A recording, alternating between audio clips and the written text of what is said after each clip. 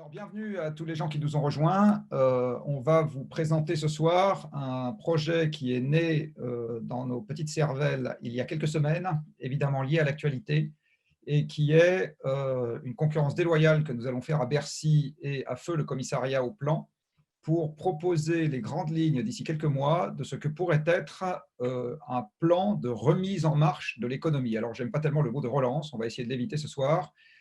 L'idée d'une relance, c'est que l'économie va repartir à l'identique. C'est justement ce qu'on ne veut pas. Par contre, dans le mot relance, il y a quelque chose d'absolument essentiel, c'est que les gens ont envie de retrouver un travail, et ça, on ne saurait les en blâmer, nous inclus.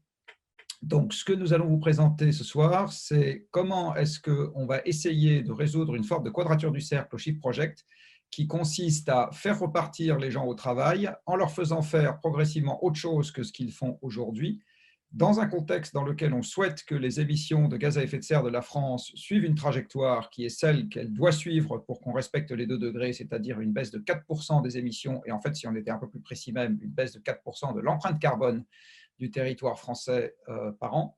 Et tout ça dans un contexte de stagnation ou contraction du PIB, c'est-à-dire en s'interdisant la marge de manœuvre facile, qui est celle sur laquelle on comptait sans grand succès malheureusement ces dernières années, malheureusement ou heureusement, après tout j'en sais rien, les gouvernants qui se sont succédés, qui est celle de la croissance permettant, comme chacun d'entre nous l'a bien compris, de disposer de moyens supplémentaires pour régler des problèmes nouveaux, sans toucher aux moyens qui étaient disponibles pour régler les problèmes qui sont déjà sur la table.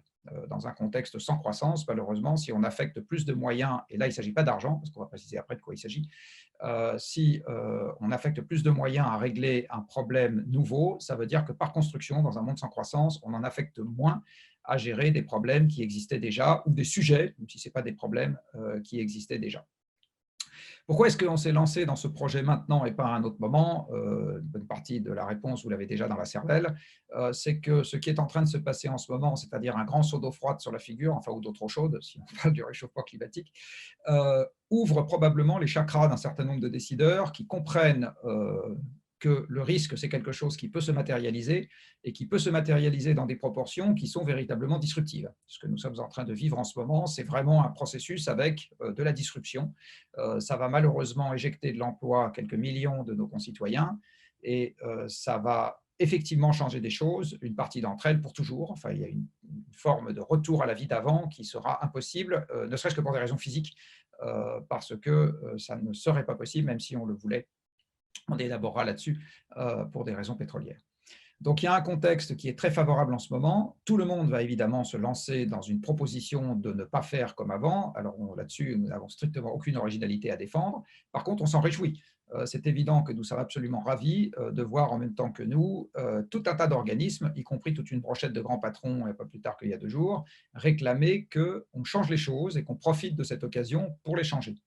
Là où nous allons essayer d'amener une valeur ajoutée, c'est dans la méthode et la manière de travailler. Qu'est-ce qu'on fait au Shift depuis la création du Shift? On essaye de concevoir, dans le respect des contraintes que j'ai évoquées tout à l'heure, c'est-à-dire moins de CO2, pas plus d'argent et de l'emploi, on essaye de proposer des choses qui permettent de bâtir une société qui puisse durer un peu plus longtemps que les combustibles fossiles et qui ne perturbe pas le climat. La manière dont on va fonctionner, c'est donc qu'on va réfléchir, avant de réfléchir argent, on va réfléchir ce qu'on va faire, avec qui on va le faire et avec quels moyens, mais j'ai envie de dire quels moyens physiques on va le faire. Donc on va réfléchir emploi, on va réfléchir bonshommes, on va réfléchir tonnes, on va réfléchir joules. On ne va pas dans un premier temps réfléchir euros.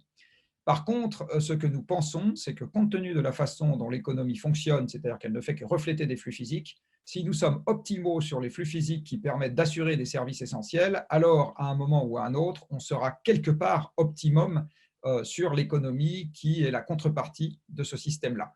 Je vais le dire autrement, si nous raisonnons avec là où nous avons besoin du moins d'argent pour résoudre un problème, c'est pas très loin dans un monde bien fichu que de raisonner dans un monde où nous avons besoin du moins de ressources pour résoudre un problème. Ça se ressemble beaucoup si la convention économique a du sens. Il arrive qu'elle n'en ait pas, mais quand elle en a, c'est à ça que ça sert. Donc nous allons réfléchir essentiellement physique et emploi. On va raisonner en 2 temps. Une première partie de ce que nous allons faire concerne des mesures qui doivent être prises rapidement en contrepartie des secteurs qui sont aidés et qui sont des secteurs qui aujourd'hui poussent plutôt dans la mauvaise direction. Alors on pense évidemment au transport qui fonctionne au pétrole, mais pas que. Donc il y a un certain nombre de secteurs en ce moment qui sont en train de recevoir des aides significatives. Ce n'est probablement pas la dernière fois qu'ils vont en recevoir, compte tenu de ce que sera vraisemblablement l'économie dans les années à venir. Et donc la première partie de notre plan va concerner les contreparties qu'il est absolument indispensable de demander à ces gens-là quand on va leur sauver la vie, entre guillemets. La deuxième partie, c'est qu'est-ce que nous faisons à moyen et long terme, et donc quels sont les grands chantiers, qu'est-ce qu'il faut faire par grands chantiers, et en essayant de ne pas se limiter aux chantiers qui sont, j'ai envie de dire, de la compétence revendiquée classique du monde de l'écologie. Donc, on va aussi vous parler de culture. Alors, culture, ce n'est pas juste les petits oiseaux, hein, c'est culture, c'est les parcs d'attractions, c'est les cinémas, c'est les musées, c'est le Mont-Saint-Michel, deuxième monument le plus visité, et le Louvre. Enfin, voilà, c'est des endroits qui drainent des flux et qui représentent beaucoup d'argent. On va parler défense. Enfin voilà, Nicolas, plus tard, vous présentera ce chantier un peu plus en détail. Je ne vais pas le dévoiler. Dernier point d'importance, on s'est lancé dans ce chantier, on a pris la décision très vite, on s'y est lancé très vite. Ça va nous mobiliser des moyens qu'on n'avait pas prévu de mobiliser là-dessus. Et donc, on associe à ce plan une première pour le Shift, qui est de faire appel aux dons des particuliers et aux dons des entreprises, du reste, ça on y fait appel, mais aux dons des entreprises dans une version plus light que ce qu'on fait d'habitude. Donc, le mode de financement classique du Shift, c'est d'avoir un certain nombre de mécènes qui sont plutôt des grandes entreprises avec plutôt des gros chèques et plutôt de la continuité dans le financement. Là, on va faire l'exact inverse. Donc, on a lancé une opération de crowdfunding qui fait appel aux particuliers, à des petits dons, à des petites entreprises et qui est fléchée spécifiquement sur ce projet pour nous donner les moyens de le mener à bien. Parce qu'il va sans dire qu'au Shift Project, on n'est pas une PME, on n'a pas droit aux prêts garantis par l'État. Et donc, je pense que si on a un trou dans la caisse, ce n'est pas exactement le même sujet que si on est une entreprise. Voilà dans les grandes lignes le chantier dans lequel on se lance. Et maintenant, je passe sans attendre la parole à Mathieu qui va prendre la suite de cet exposé initial. Je reste bien évidemment pour les questions derrière s'il y en a. En réalité, c'est Nicolas qui va prendre la parole, qui va rentrer dans le vif du sujet. Nicolas qui est notre chef de projet, qui est un peu le chef d'orchestre de ce chantier, qui est une très mauvaise métaphore. Nicolas, à toi la parole. Bien, alors bonjour à toutes et bonjour à tous. Je vais vous partager mon écran pour pouvoir vous présenter et entrer un peu dans le vif du sujet, vous donner des éléments de cadrage et de méthode sur ce projet. Alors, ça devrait arriver.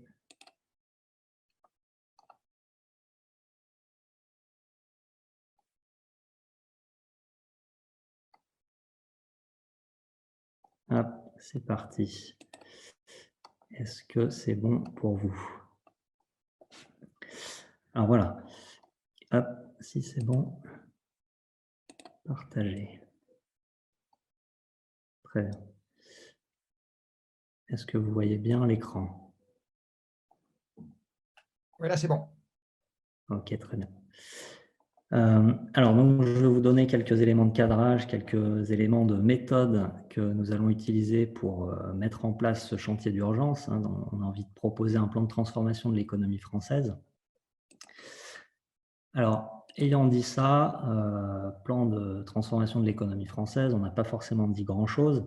Donc, il s'agit de préciser un peu les objectifs de la transformation en question. Il s'agit également de vous expliquer un peu à qui on veut s'adresser avec ce plan de transformation de l'économie française. Et puis, un peu les grands éléments, les grands éléments d'information que vous allez pouvoir trouver dans ce plan de transformation une fois qu'il sera construit. Alors, nos objectifs, Jean-Marc, on a déjà un petit peu parlé.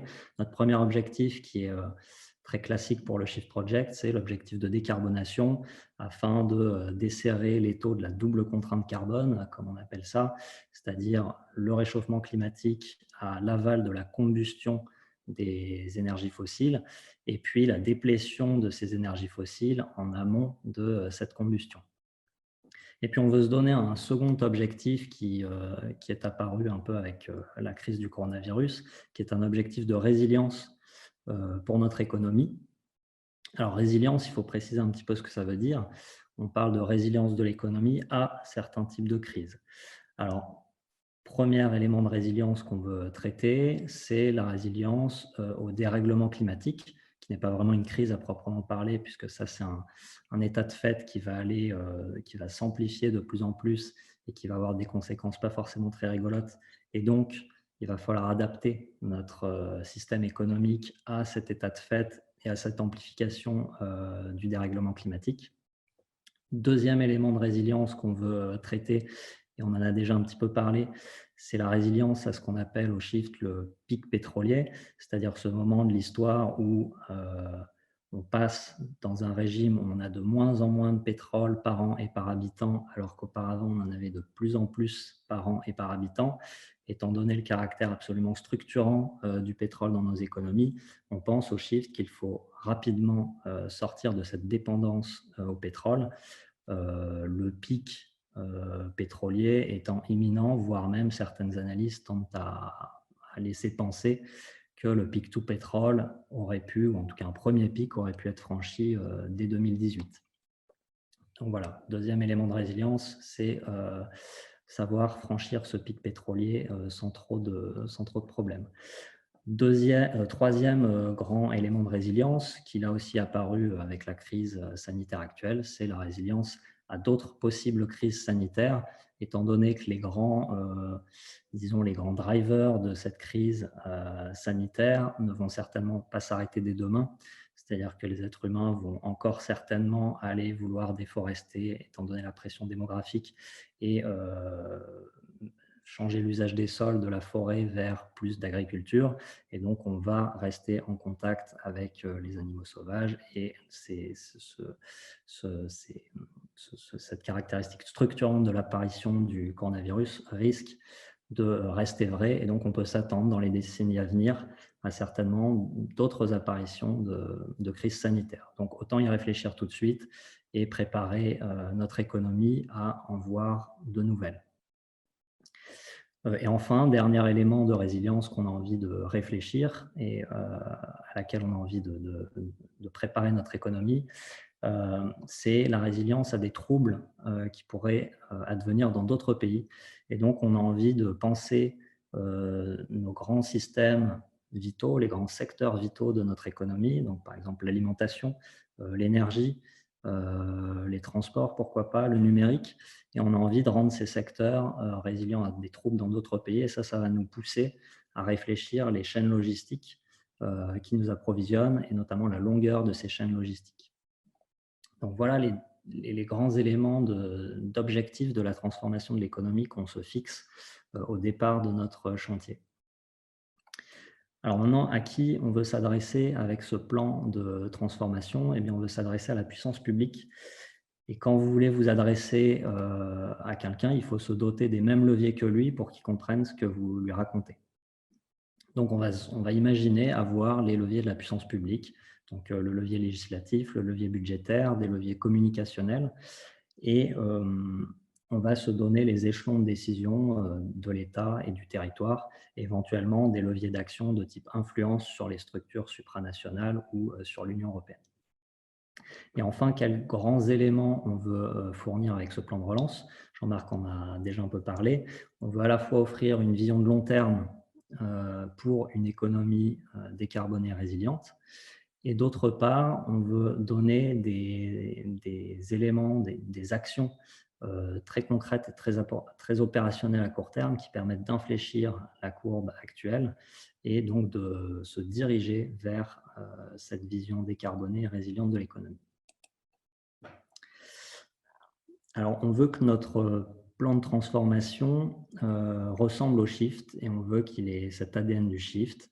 Alors pour ça, on a 4 grandes caractéristiques d'approche qu'on veut utiliser pour réaliser ce plan.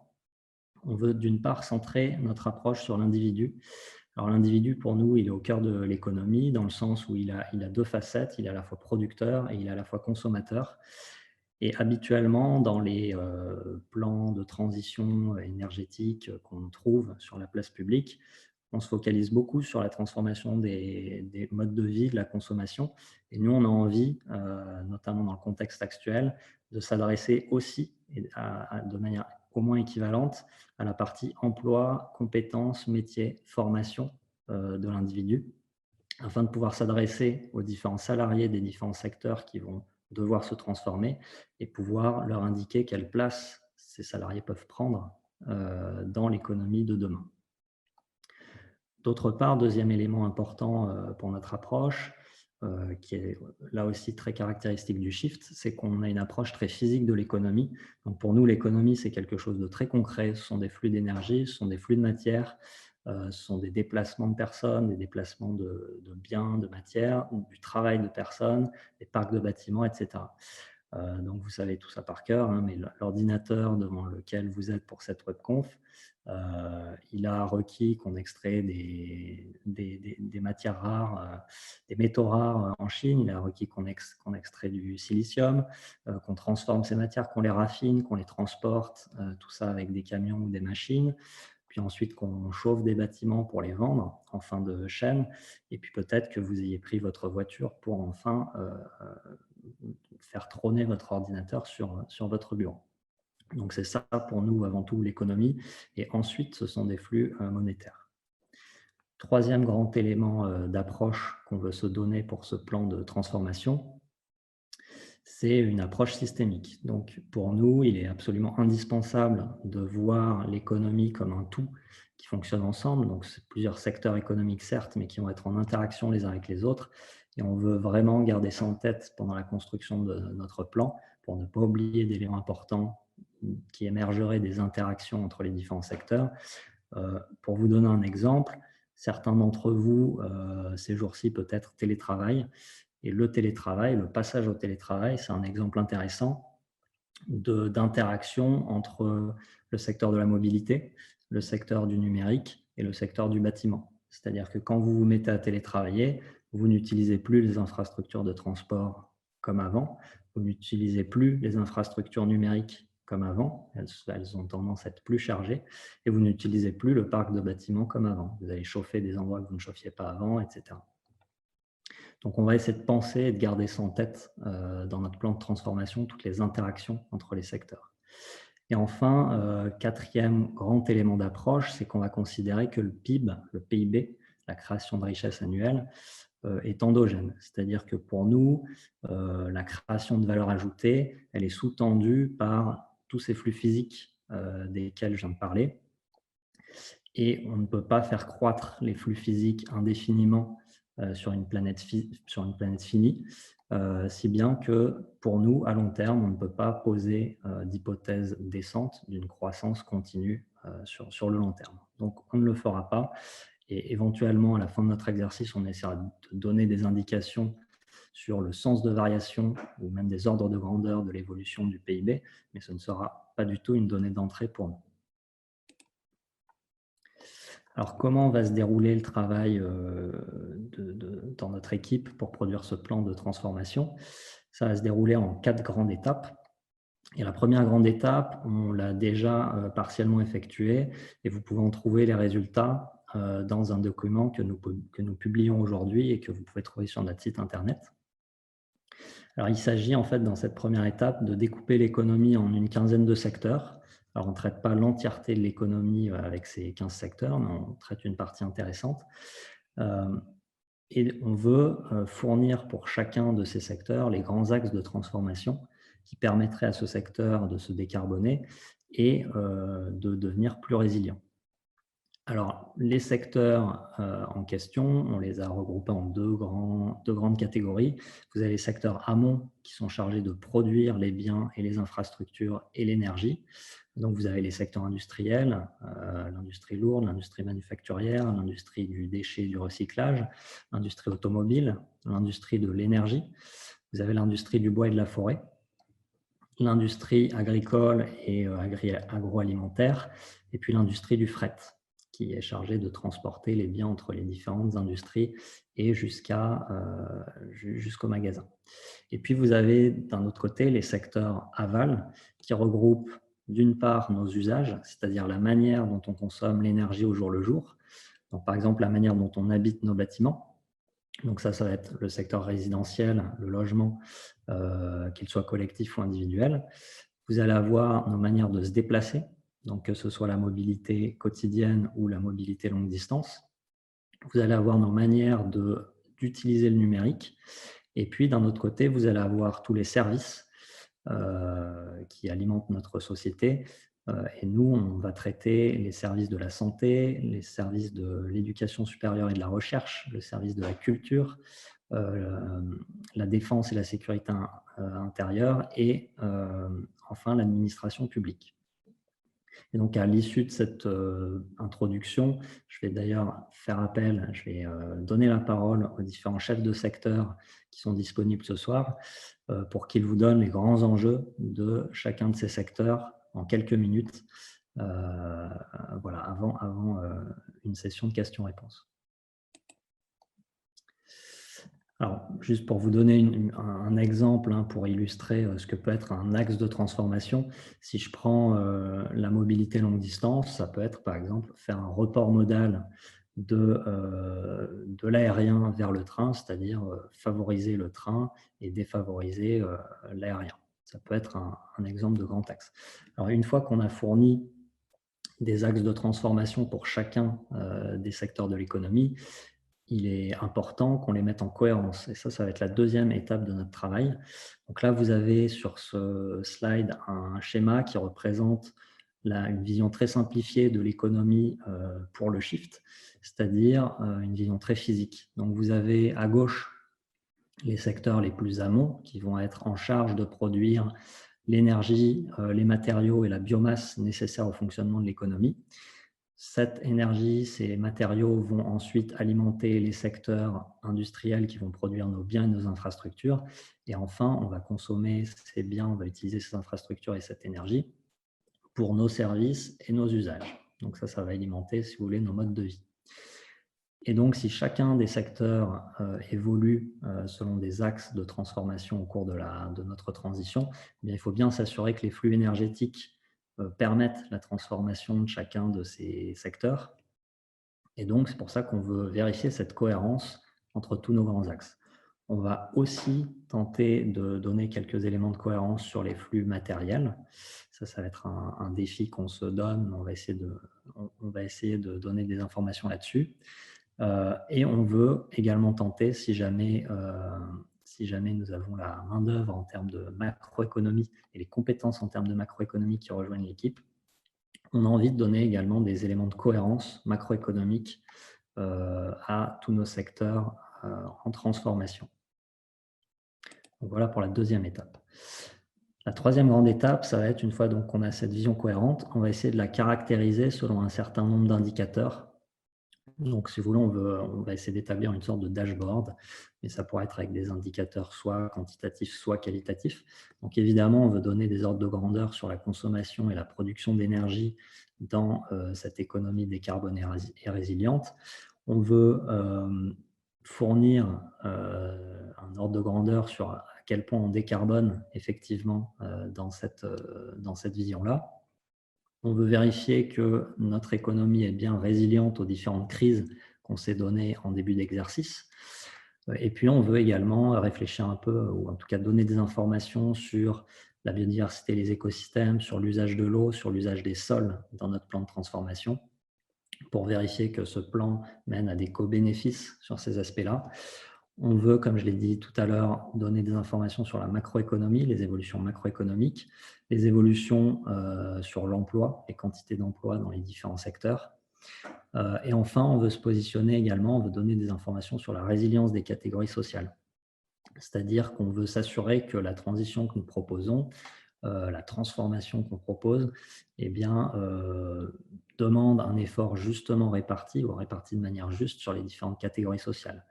Et ce, pour éviter d'avoir des crises sociales, en plus des crises que nous entrevoyons pour le XXIe siècle. Donc voilà un peu pour avoir une description très complète de cette transformation qu'on propose. Et enfin, une dernière étape qui sera absolument cruciale et qui fera une grande partie de la valeur ajoutée, mais qui doit être la cerise sur le gâteau au final, c'est de proposer des actions très concrètes et opérationnelles à court terme pour prendre cette direction, pour effectivement faire infléchir les courbes. Alors là, vous voyez une illustration extrêmement simplifiée de ce que pourrait être la transition. Donc, vous avez les émissions de gaz à effet de serre en vert, et puis vous avez en parallèle de ça un indicateur qui pourrait être l'avancement des transformations structurelles de notre économie pour décarboner et pour la rendre résiliente.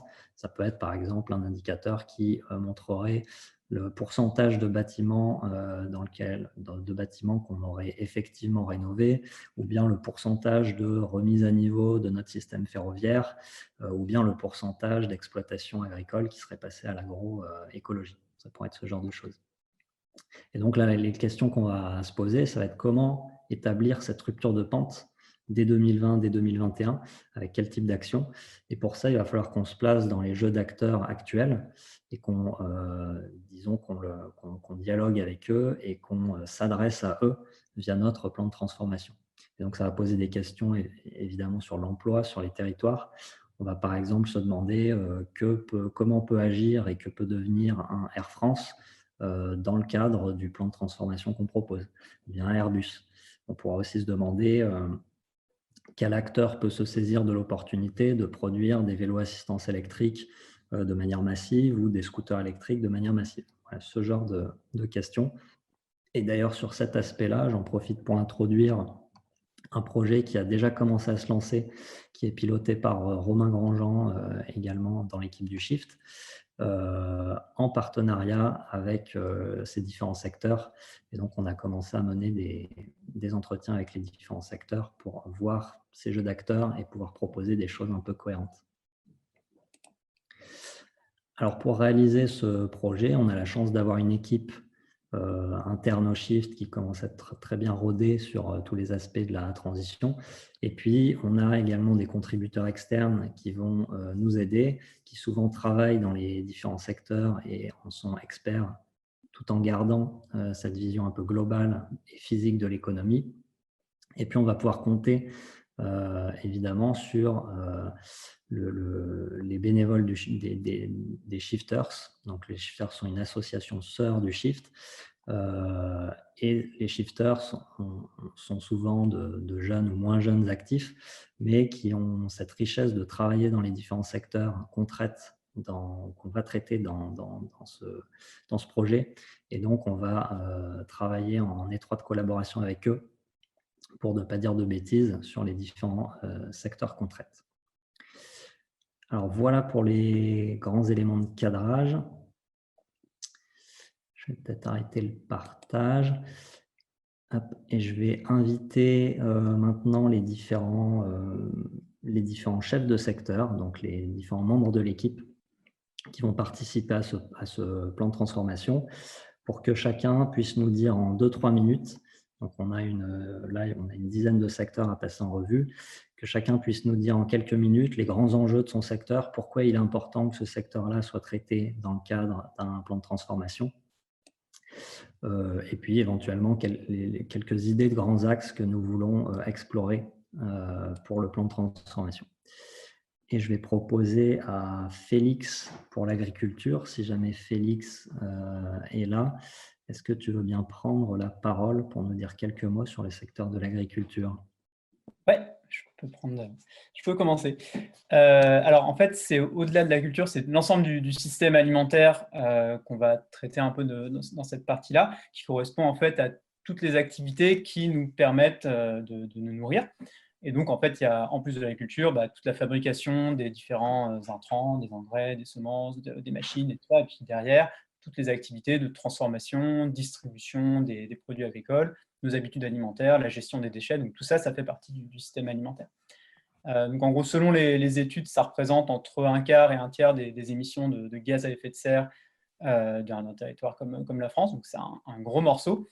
C'est principalement des émissions qui sont liées aux émissions de méthane de nos ruminants, donc des vaches, des chèvres, des moutons. Aussi des émissions de protoxyde de diazote qui sont liées à l'épandage des engrais azotés. Et puis on a toute la combustion d'énergies fossiles qui sont associées à différentes activités, comme la fabrication des engrais, le fonctionnement des tracteurs, des moissonneuses, le transport des denrées agricoles, leur transformation dans l'agroalimentaire, etc. Donc tout ça mis ensemble, voilà, ça fait à peu près un quart, un tiers de nos émissions. Donc en plus de ça, c'est un secteur qui est relativement peu résilient face à différentes grandes menaces qui pèsent aujourd'hui sur nos sociétés, que ce soit le changement climatique, la déplétion des énergies fossiles ou même l'effondrement de la biodiversité, qui a aussi des conséquences sur nos systèmes agricoles. Donc, pour toutes ces raisons-là, ça en fait un morceau assez important sur lequel on va se pencher. Et d'un point de vue plus emploi et activité, il faut aussi voir que c'est un secteur qui connaît un déclin structurel de l'emploi depuis quasiment la révolution industrielle. On a de moins en moins d'agriculteurs. Aujourd'hui, c'est 3% de la population active et ça continue à décliner. En gros, on pense qu'on aura encore un quart de moins au rythme actuel dans 10 ans. Donc voilà, les grands axes qu'on pense développer, c'est relocaliser un peu les systèmes alimentaires à l'échelle des territoires, changer les pratiques agricoles et les régimes alimentaires pour éviter les émissions associées, et puis agir vraiment sur l'emploi agricole, l'accès au foncier et aux outils de production. J'ai terminé. Merci Félix. Alors maintenant, je vais appeler Clémence pour la mobilité quotidienne. Clémence, si tu veux bien prendre la parole. Oui, je suis là. Donc, bonjour à tous. Moi, Clémence Voreux, je travaille au Shift Project et je m'occupe des questions de mobilité quotidienne notamment et aussi d'enseignement supérieur. Donc, en ce qui concerne la mobilité quotidienne, c'est un gros morceau du sujet qui est assez intuitivement identifié par à peu près tout le monde. La mobilité quotidienne, c'est 12% des émissions territoriales de la France, c'est 60% des kilomètres parcourus par les Français. Et c'est un secteur donc, qui est très, très dépendant du pétrole, puisqu'il est dépendant à 95% du pétrole, que ce soit donc, la mobilité des personnes et des marchandises confondues. C'est un gros sujet aussi parce qu'on a une tendance actuelle qui est à l'étalement urbain, à l'allongement des distances qui sont parcourues par les Français et à une augmentation du taux de motorisation.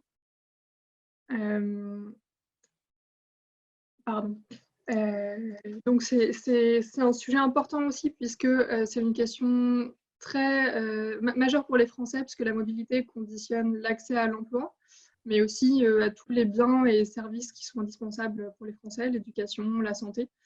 Et que par ailleurs, il y a de grosses inégalités entre les territoires et aussi entre catégories de population. Et notamment, il faut avoir en tête que les foyers modestes de périphérie, notamment, qui sont le plus dépendants de la voiture et du pétrole, vont être en situation, ou voire sont déjà en situation de précarité en lien avec l'accès à la mobilité. Donc c'est une grosse problématique et par ailleurs, c'est un secteur qu'on a beaucoup de mal à décarboner aujourd'hui. Donc nos axes d'évolution sur ces sujets-là, ça va consister d'abord en essayant d'identifier comment réduire le besoin en déplacement pour diminuer le nombre de kilomètres parcourus. Ça va aussi essayer de voir comment réaliser un report modal depuis la voiture en solo vers des modes qui sont plus sobres en carbone et qui sont mieux remplis, les mobilités actives et partagées. On va voir aussi comment accompagner la transformation du parc automobile. Et ensuite, on va voir comment rendre la mobilité décarbonée qui soit accessible et désirable pour tous. Donc, c'est des sujets que nous allons traiter dans le secteur mobilité quotidienne, mais évidemment en interaction très forte avec des secteurs industriels pour améliorer les voitures, avec des secteurs comme l'urbanisme pour améliorer, voir comment réduire les distances parcourues, le secteur numérique aussi, puisqu'il y a des enjeux liés au télétravail, etc. etc. Donc, c'est un sujet aussi très interconnecté avec d'autres. Et donc, c'est aussi un secteur qui va avoir de grosses évolutions dans les usages, qui va se transformer dans une grosse évolution dans les emplois du secteur, puisqu'on anticipe une diminution, une réduction du nombre d'emplois du secteur au global et une évolution qualitative aussi, depuis des secteurs qui vont perdre de l'emploi, comme l'automobile, vers probablement d'autres secteurs qui vont être en expansion, comme éventuellement le secteur des cycles et d'autres emplois qui restent à créer ou liés aux relocalisations de l'industrie en France. Voilà. Donc, c'est à peu près tout pour le sujet mobilité quotidienne. Merci. Et c'est déjà pas mal. Merci Clémence. Alors maintenant, je vais appeler Maxime pour l'industrie lourde, manufacturière, recyclage, déchets. Maxime, si tu veux bien prendre la parole. Oui, merci Nicolas. Donc Maxime Fouillest, ce Shift Project également. Donc sur l'industrie, l'idée c'est de regarder notre système de production en France, donc, et interconnecté avec au moins l'Europe, et de se demander ce qui caractérise la résilience de ce système de production. Et concrètement, un système de production résilient, c'est un système de production qui est capable de produire les biens qui vont permettre les services essentiels à une économie, à une société dans un certain nombre de cas donnés. Donc typiquement, ça va être un système de production qui est capable de produire les biens essentiels à alimenter sa population et assurer sa santé suivant les différentes crises auxquelles il va être confronté. Donc l'idée, c'est qu'il y a deux missions qu'on s'est données du coup pour ce secteur industrie dans ce plan de relance. L'idée du plan sur l'industrie, c'est d'avoir une première mission qui est de construire, en fait, d'inventer, de designer un système industriel qui soit capable de produire les biens qui vont permettre les futurs transités. Donc, c'est d'avoir un système industriel qui est capable de produire le nombre de vélos et le nombre de voitures qu'on raconte dans le secteur mobilité, typiquement. Donc, c'est de construire ce système en prenant les narratifs des autres secteurs pour contraindre la forme du secteur industriel et de l'appareil de production. La deuxième mission, c'est de produire tout ça de manière résiliente. Donc, c'est la résilience intrinsèque au système de production. Donc, c'est-à-dire être capable de produire tout ce qui est nécessaire à supporter ce futur transité, mais de manière résiliente vis-à-vis des crises, de manière décarbonée et avec une dépendance limitée aux intrants extérieurs, notamment fossiles. Tout ça, ça permet en fait de produire un socle qui nous permettra de faire des rebouclages sur les flux de matière pour participer à la construction de la cohérence du plan. C'est-à-dire qu'on va pouvoir avoir une vision très systémique des choses en étant capable de recroiser les différents futurs dans les différents secteurs et de reporter ça sur les flux de matière, donc c'est-à-dire de quel tonnage d'acier on a besoin pour produire tout ça, et donc d'assurer la cohérence de l'ensemble. Voilà, c'est tout pour le secteur industrie. Merci. Merci Maxime. Ça va être un vrai challenge pour nous. C'est un sujet qui n'a pas beaucoup été creusé, donc voilà, bon courage pour ces 2 mois de travaux. Je vais appeler maintenant Mathieu pour la santé. Oui.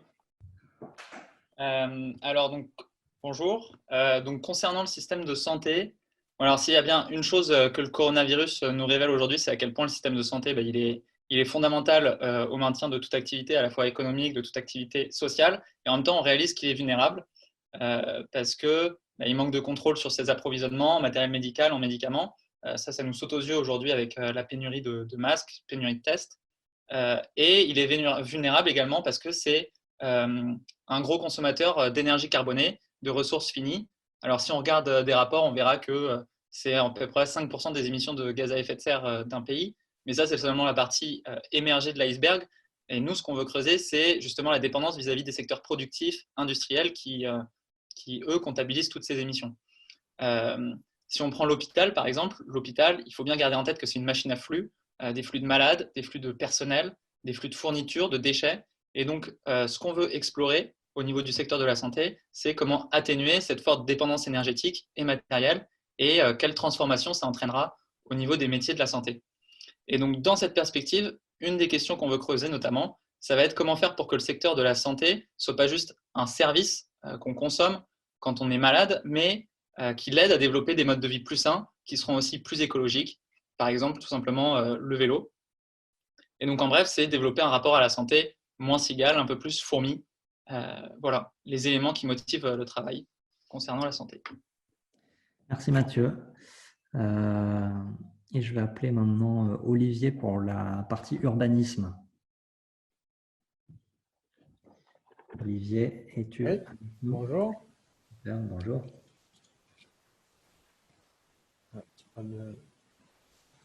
Bon, la vidéo ne fonctionne pas, c'est pas grave. Donc, sur l'urbanisme, on va travailler. Donc, les villes, il faut savoir que c'est 80% de la population française et environ 70% des émissions de gaz à effet de serre. Bon, c'est pas forcément évident à compter, mais une fois qu'on a dit ça, on se rend compte que c'est un sujet majeur. C'est tout simplement le cadre de vie de la majorité des Français. Les axes de travail qui nous intéressent, sachant que la ville, c'est un peu un agrégateur de flux, de matière et d'activités, c'est comment on peut réfléchir à la manière de faire les villes pour qu'elles induisent moins d'impact, évidemment, mais aussi qu'elles soient un support pour la modification des usages et des modes de vie. On sait que la décarbonation, elle ne se fera pas uniquement avec des solutions techniques, mais aussi avec une modification des usages. À titre d'exemple, Clémence a parlé des transports. Le vélo pour les transports quotidiens, c'est une très bonne solution, mais si les formes urbaines ne s'y prêtent pas, les infrastructures qui sont disponibles, la densité des quartiers, ça ne peut pas marcher. Donc il y a un vrai lien à penser avec l'urbanisme. Autre sujet intéressant quand on réfléchit à l'urbain, c'est le sujet de la gouvernance. Il y a un sujet de planification, de stratégie pour atteindre les objectifs de décarbonation, notamment. Moins 40% à horizon 2030, c'est énorme. Et de ce point de vue-là, on pense que les villes sont un relais qui est vraiment crucial pour faire un relais local des stratégies nationales. À titre d'exemple, un grand plan de rénovation énergétique mériterait qu'on réfléchisse à comment les villes peuvent aider à le mettre en œuvre de manière contextualisée et pour cibler et le rendre le plus efficace possible localement.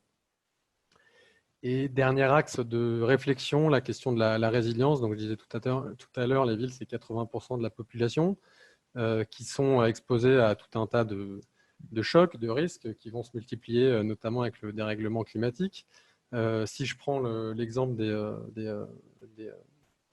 des effets de chaleur, des canicules qui vont être de plus en plus sévères et longues, il faut savoir que ces canicules, en plus, elles sont aggravées dans un milieu urbain. Paris, c'est jusqu'à plus 8 degrés par rapport à la périphérie. Nos villes, elles ont été pensées pour un climat continental. Donc, il y a une vraie question sur comment on repense notamment les espaces publics, comment on les végétalise pour les rendre plus vivables en fonction des chocs. Mais c'est vrai aussi pour tous les autres types de chocs liés au dérèglement climatique. Voilà, je m'arrête là, même s'il y a beaucoup d'autres choses à dire. Merci Olivier. Je vais maintenant appeler Clément pour la défense et la sécurité intérieure. Clément, es-tu parmi nous? Et oui, Nicolas, merci. Eh bien, bonjour à tous. Alors, tout d'abord, qu'entend-on par secteur de la défense et de la sécurité? Eh bien, ce qu'on a pris comme choix, c'est d'englober la population des gendarmes, des policiers, des pompiers, des militaires, ainsi que l'industrie fournissant le matériel spécialisé de ces corps de métier. Pourquoi faire un focus particulier sur ce domaine? Eh bien, la crise sanitaire actuelle en est un exemple. Les moyens régaliens doivent être résilients pour permettre à nos sociétés de faire face aux crises. Alors, si on prend la définition crise courte dans le temps, mais aussi de s'adapter aux transformations irréversibles, telles le changement climatique ou la raréfaction des ressources. Ainsi, dans ce monde incertain où les équilibres géopolitiques sont toujours plus précaires, et le réchauffement climatique un catalyseur des conflits futurs, la défense et la sécurité, eh bien, elles s'exposent à des risques qui, s'ils ne sont pas pris en compte et anticipés, les rendront vulnérables aux crises à venir. Alors, l'objet de l'étude est de faire émerger les leviers accessibles et réalistes permettant trois choses. Limiter l'impact climatique du secteur en question, favoriser la transition énergétique de l'État et renforcer la résilience face aux risques énergie-climat. Alors, de nos premières réflexions, on voit deux grands axes que l'on va poursuivre dans l'étude des 2 prochains mois. Dans quelle mesure peut-on décarboner les infrastructures, les logements et les services du secteur?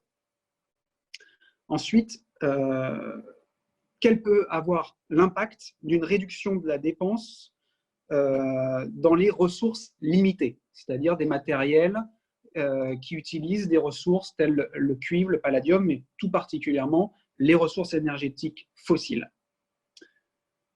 Alors, la société et l'économie française ne peuvent être transformées sans l'implication de tous ces acteurs, et notamment les intervenants étatiques.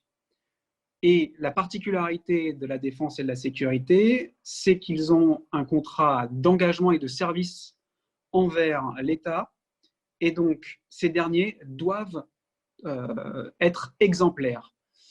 Et une certaine culture aussi de la sobriété existe, et donc là-dessus, on souhaite aussi pouvoir appuyer et ouvrir la réflexion sur ces éléments qui sont pour l'instant très pris par ce secteur. Merci Nicolas. Merci Clément.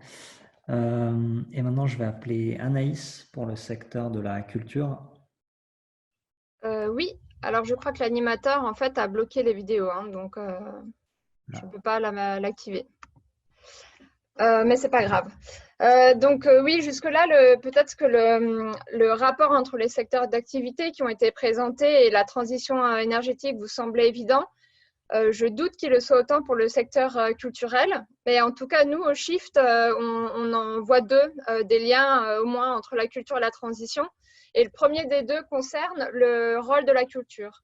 Donc, la culture, c'est quoi? Pour aller au plus parlant aujourd'hui, pour vous, c'est simplement ce qui vous permet de vous échapper de vos 4 murs de confinement. C'est-à-dire que grâce aux artistes, aux écrivains, aux musiciens, la culture vous permet de penser l'ailleurs, de vous projeter, de sublimer le réel ou parfois de transcender vos émotions. C'est-à-dire que la culture, en fait, ce sont des histoires qu'on se raconte et ce sont aussi parfois des fictions sur lesquelles notre modèle actuel repose. Donc, je pense à des fictions comme la monnaie, les institutions ou encore la fameuse croissance. Ce sont autant de croyances autour desquelles on fait société aujourd'hui.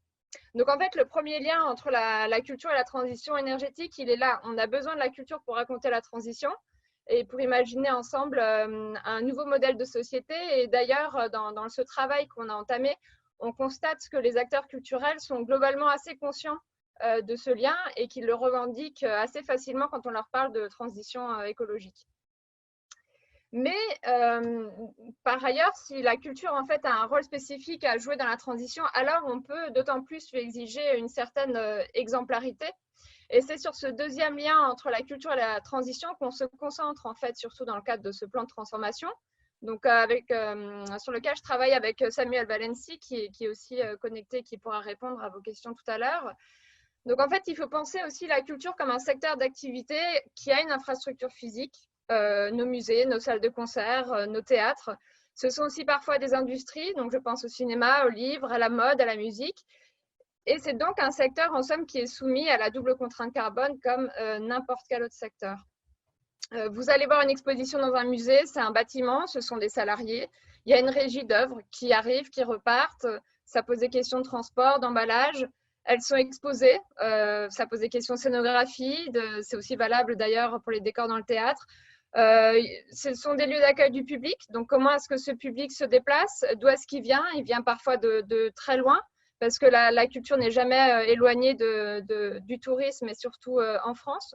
Donc en fait, ce sont toutes ces questions liées à la matérialité des activités qu'il faut avoir à l'esprit. Et malheureusement, on a constaté, et on constate donc avec Samuel, que la culture s'ignore encore beaucoup du point de vue carbone. Donc on part d'assez loin sur ce travail. Et pour transformer tout ça, il va falloir mesurer, il va falloir flécher les politiques publiques, il va falloir former le secteur à ces enjeux.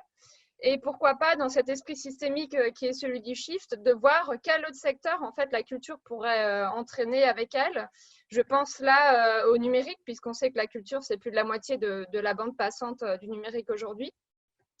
Donc pour nous, c'est important, en fait, c'est vraiment fondamental que la culture fasse partie de ce plan de transformation, parce que c'est aussi un secteur, et il ne faut pas l'oublier, et on le voit d'autant plus avec la crise d'aujourd'hui, qui est fragile, qui fait face à des risques et qui peuvent être d'ordre climatique, des risques physiques, des risques de transition.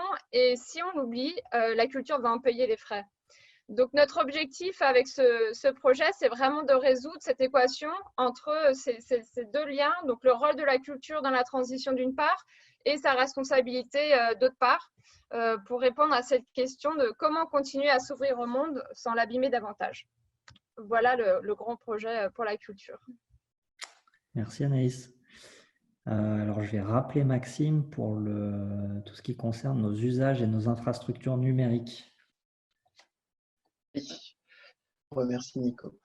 Donc, sur le numérique, l'idée, c'est, en fait, le numérique, c'est un secteur qui est assez particulier. C'est-à-dire que c'est une intuition que tout le monde a, que le numérique est quelque chose d'assez exponentiel. Je trouve que ça se mesure. En termes de consommation d'énergie, en termes d'émissions de gaz à effet de serre, aujourd'hui, les outils numériques, leur production et leur utilisation, ça représente 4% des émissions du monde, ce qui est donc davantage que ce qu'on attribue usuellement à l'aviation civile. Ce que ça veut dire, c'est que nos usages numériques, regarder une vidéo en ligne, c'est quelque chose de matériel. Et donc, ça repose sur des infrastructures qui sont soumises en fait aux mêmes lois physiques que le reste du monde. Ce n'est pas quelque chose de virtuel ou d'immatériel. Donc, réfléchir à la résilience de notre système, c'est réfléchir à la résilience des infrastructures numériques qui permettent ces usages. Et on comprend bien en ce moment que nos usages numériques sont absolument structurants pour tout un tas de raisons de notre économie, de notre bien-être mental, de notre équilibre et du maintien des services publics de manière générale. Donc, réfléchir à la résilience, c'est réfléchir à la résilience des usages numériques et non pas en leur laissant la dynamique actuelle qui leur donne une croissance d'émissions de gaz à effet de serre dans le monde qui est le double de celle des autres secteurs en moyenne, non pas donc en déployant des infrastructures sans réfléchir à pourquoi, juste en disant le numérique, ça va bien être utile à quelque chose, mais vraiment en réfléchissant à quand est-ce qu'on les déploie, pourquoi et comment on fait pour déployer les bonnes infrastructures, les bons usages, les bons services à l'endroit où il faut, de la manière dont il faut, avec la quantité qu'il faut concrètement, pour que ça soit, compatible avec les contraintes, c'est-à-dire compatible avec les contraintes carbone, avec les contraintes sur les matériaux, avec les contraintes et la disponibilité en énergie, et deux, que ça soit un véritable atout pour la transition. C'est-à-dire que les outils numériques sont un atout, il n'y a pas de débat là-dessus. Par contre, ils ne sont pas un atout a priori dans tous les cas, ils sont un atout dans certains cas. Donc l'idée là, c'est de construire un plan de sobriété numérique pour s'appuyer sur nos travaux précédents, et c'est de construire des axes qui sont assez concrets en fait de déploiement d'une sobriété numérique, c'est-à-dire de réfléchir à comment on peut quantifier l'impact environnemental, l'impact matériel de nos infrastructures numériques, comment ça se lie à nos usages numériques, comment on peut caractériser nos usages d'un point de vue sociologique, d'un point de vue design, et comment on peut optimiser tout ça sur la base des impératifs de résilience. Voilà la grande direction du coup pour notre chantier sur le numérique. Merci Maxime. Je vais maintenant appeler Erwan pour le secteur de l'industrie de l'énergie. Merci Nicolas. Alors je vais commencer par définir ce qu'est le secteur de l'énergie dans notre cas. Donc c'est la partie industrielle qui produit, transforme, transporte et distribue aux autres secteurs les différentes énergies qui sont nécessaires à leur fonctionnement. Et donc pas seulement l'électricité, mais aussi toutes les autres énergies, donc notamment les énergies fossiles comme le pétrole et le gaz. Et donc, dans notre approche, on veut voir ce qu'implique la transition telle qu'on l'a décrit sur la réorganisation du secteur en lui-même et de ses sous-secteurs, donc par exemple en termes d'emploi, et sur l'évolution des flux d'énergie traités par le secteur pour vérifier que ça reboucle bien. Donc, typiquement, regarder quelle quantité et quel type d'énergie ont besoin les autres secteurs dans la transition, et est-ce que le secteur de l'énergie parvient à y répondre. Donc, ce rebouclage, pourquoi? D'une part, parce que la transition elle-même va nécessiter de l'énergie. Donc, par exemple, il y a un énorme chantier à prévoir dans la rénovation des bâtiments. Et d'autre part, parce que la transition va redistribuer les flux d'énergie. Et du coup, il faut s'assurer que le rebouclage se fait bien dans cette nouvelle donne. Donc, s'il y a électrification, par exemple dans la mobilité ou avec des pompes à chaleur dans le bâtiment, il faut que le système électrique puisse absorber ces nouveaux besoins tout en restant décarboné. Si on utilise de la biomasse, par exemple pour la chaleur renouvelable avec du chauffage au bois ou pour des besoins restants en carburant liquide et en gaz, il faut évaluer la quantité qu'on peut attendre des secteurs de l'agriculture et de la forêt, sachant que le gisement sera limité et que ces secteurs répondent à d'autres besoins, à commencer par l'alimentation, une puits de carbone, préservation de la biodiversité, etc. Et si le gisement n'est pas suffisant, à quel point les technologies, donc par exemple l'hydrogène ou la capture de carbone, peuvent y pallier. Et donc, pendant cette évaluation, on gardera bien sûr en tête l'aspect résilience auquel doit répondre le secteur, notamment dans le contexte du changement climatique, ce qui posera des questions comme le rendement des cultures, la fragilisation des forêts, si on en a besoin pour utiliser de l'énergie, sur les besoins en eau pour le refroidissement des centrales thermiques, pour le fonctionnement des barrages électriques, etc. Voilà, je te repasse la parole, Nicolas. Merci, Erwan. Et enfin, je vais réappeler Clémence pour l'enseignement supérieur et la recherche. Oui, rebonjour, vous me voyez? Oui. Ok, super. Donc sur l'enseignement supérieur et la recherche, donc sujet serviciel, donc un des sujets aval. Dans l'ESR, du coup, de son petit nom, a deux grosses activités. Donc c'est des activités d'enseignement. L'enseignement supérieur donc, forme les futurs professionnels et en même temps forme aussi les citoyens en général et donne une base, un package un peu de connaissances à toute la population qui passe par l'enseignement supérieur. Et d'autre part, il y a l'activité de recherche qui produit globalement la matière intellectuelle qui permet de comprendre et de répondre à la crise climatique et énergétique actuelle et de manière générale à toutes les crises écologiques. Et par ailleurs, l'enseignement supérieur et la recherche, donc tout ce secteur s'appuie sur une infrastructure massive, donc avec un patrimoine immobilier de plus de 18 000 km², 18 millions de km², en accueillant plus de 2,7 millions d'étudiants, avec plus de 300 000 professionnels, de l'enseignement supérieur et de la recherche et près de 70 millions de repas servis chaque année. Donc c'est un secteur assez massif qui accueille beaucoup de monde sur son sol, avec une tendance aussi à la fusion et à la délocalisation des établissements d'enseignement supérieur hors des villes, notamment, ce qui a un impact sur l'urbanisme et sur l'usage des sols et la mobilité et tout un tas de secteurs, ce qui fait que l'enseignement supérieur et la recherche dépend de nombreux équipements, des infrastructures et des approvisionnements qui sont fournis par les secteurs amont qui vous ont été présentés et dont la production et l'utilisation ont des impacts physiques très réels et qui peuvent être fragilisés dans le cadre d'une transition énergétique et climatique. Nos grands axes d'évolution, c'est d'abord qu'il va falloir agir sur la recherche pour l'orienter pour que d'une part, elle n'aggrave pas, mais qu'au contraire, elle contribue à résoudre les crises écologiques, ce qui n'a pas toujours été le cas. On a parfois des innovations ou des axes de recherche qui ne vont pas forcément dans le bon sens, donc c'est ce qu'on va chercher à revoir.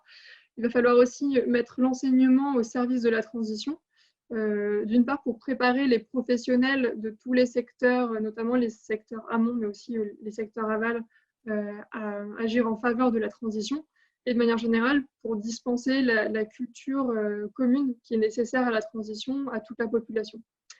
Donc aujourd'hui, on n'en est pas du tout là, donc il y a un gros travail à faire dans ce sens. Et il va falloir par ailleurs décarboner les infrastructures, donc tous ces éléments très physiques, très directs que j'ai mentionnés, donc tout ce qui est occupation des sols, bâtiments, mobilité, à la fois mobilité locale, mobilité longue distance des chercheurs, des étudiants, l'alimentation. Donc il va falloir revoir tous ces éléments-là pour les rendre plus résilients aux crises et les décarboner. Voilà pour l'enseignement supérieur et la recherche. Merci Clémence. Merci à tous. Donc voilà, vous avez un petit aperçu des différents secteurs et des grands enjeux pour chacun de ces secteurs qu'on a envie de traiter dans le cadre de ce chantier.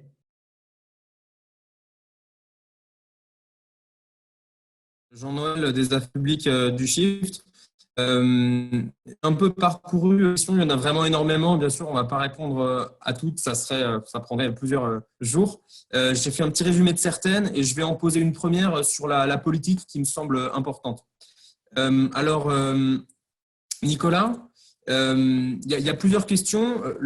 Avec ce travail, le Shift fait-il de la politique? Le Shift échange-t-il avec des partis? Quels sont les partis qui écoutent le Shift? Pourquoi ne pas porter ce sujet en politique? Ou encore, comment ce plan sera-t-il poussé politiquement? Ok, alors ça c'est toute une question, je pense qu'on pourra y passer la soirée. Tu te lances, Nico? Pourquoi pas. Alors ce qu'on a envie de faire avec ce plan de transformation, c'est de donner les éléments de cadrage physique. Nous, notre particularité, c'est de partir de la physique et de la technique. C'est pour ça qu'on insiste beaucoup sur l'aspect physique de l'économie. Et on veut que ce cadrage physique vienne structurer les idées qui ensuite sont politiques, mais sur lesquelles on ne veut pas forcément se positionner, ou en tout cas on ne se sent pas la légitimité, ou ce n'est pas notre job. Nous, notre job, ça va être de dire à tous les partis politiques, donc on veut parler vraiment à tout le monde, de dire que la transition, ça ne peut se faire que dans tel et tel cadre physique et dans telle et telle contrainte physique. Donc, si vous voulez, pour décarboner l'économie, il faut comprendre que le secteur de la mobilité, ça représente tant de pourcents des émissions et ça ne roule que sur du pétrole. Il faut comprendre que la culture, ça représente tant et tant et quels sont les leviers d'action. Et donc, nous, on veut apporter tous ces éléments-là et toutes les idées qui vont se baser directement sur ce cadrage technique pour pouvoir agir dans ce contexte-là. Voilà, donc, nous, on veut lancer une conversation sur des bases cohérentes. Voilà, je pense que d'une phrase, on peut répondre comme ça. On ne prétend pas répondre à la question, on prétend donner des éléments pour lancer une conversation, pour faire une proposition cohérente. Jean-Marc? Le complément, c'est que le Shift est un objet politique depuis le départ. Le Shift, depuis le départ, a vocation à exister dans le débat public et pour faire de la politique, il suffit… Enfin, la politique n'est pas réservée aux députés, aux ministres. Tout ce qui participe au débat public participe de fait au débat politique. Donc, je considère que nous y sommes. Et on n'a pas… J'ai vu passer un certain nombre de questions écrites là sur est-ce que les partis vont reprendre vos conclusions, est-ce que vous allez travailler avec des partis, etc. Donc, la réponse est non, on ne va pas travailler avec eux. Oui, on espère bien qu'il y en a un certain nombre qui vont être intéressés par ce qu'on raconte. Et évidemment, l'espoir ultime, c'est qu'ils le reprennent d'une manière consensuelle. Je prends un exemple, dans ce pays, il n'y a pas un parti qui dit qu'il faut supprimer les régimes de retraite. Après, ils ne sont pas d'accord sur la manière de les gérer, mais tout le monde est d'accord sur l'idée qu'il y a une solidarité envers les gens qui ont cessé de travailler. Nous, on espère arriver à des… Dans l'idéal pour nous, le Graal, c'est d'arriver à des propositions qui ont ce statut-là.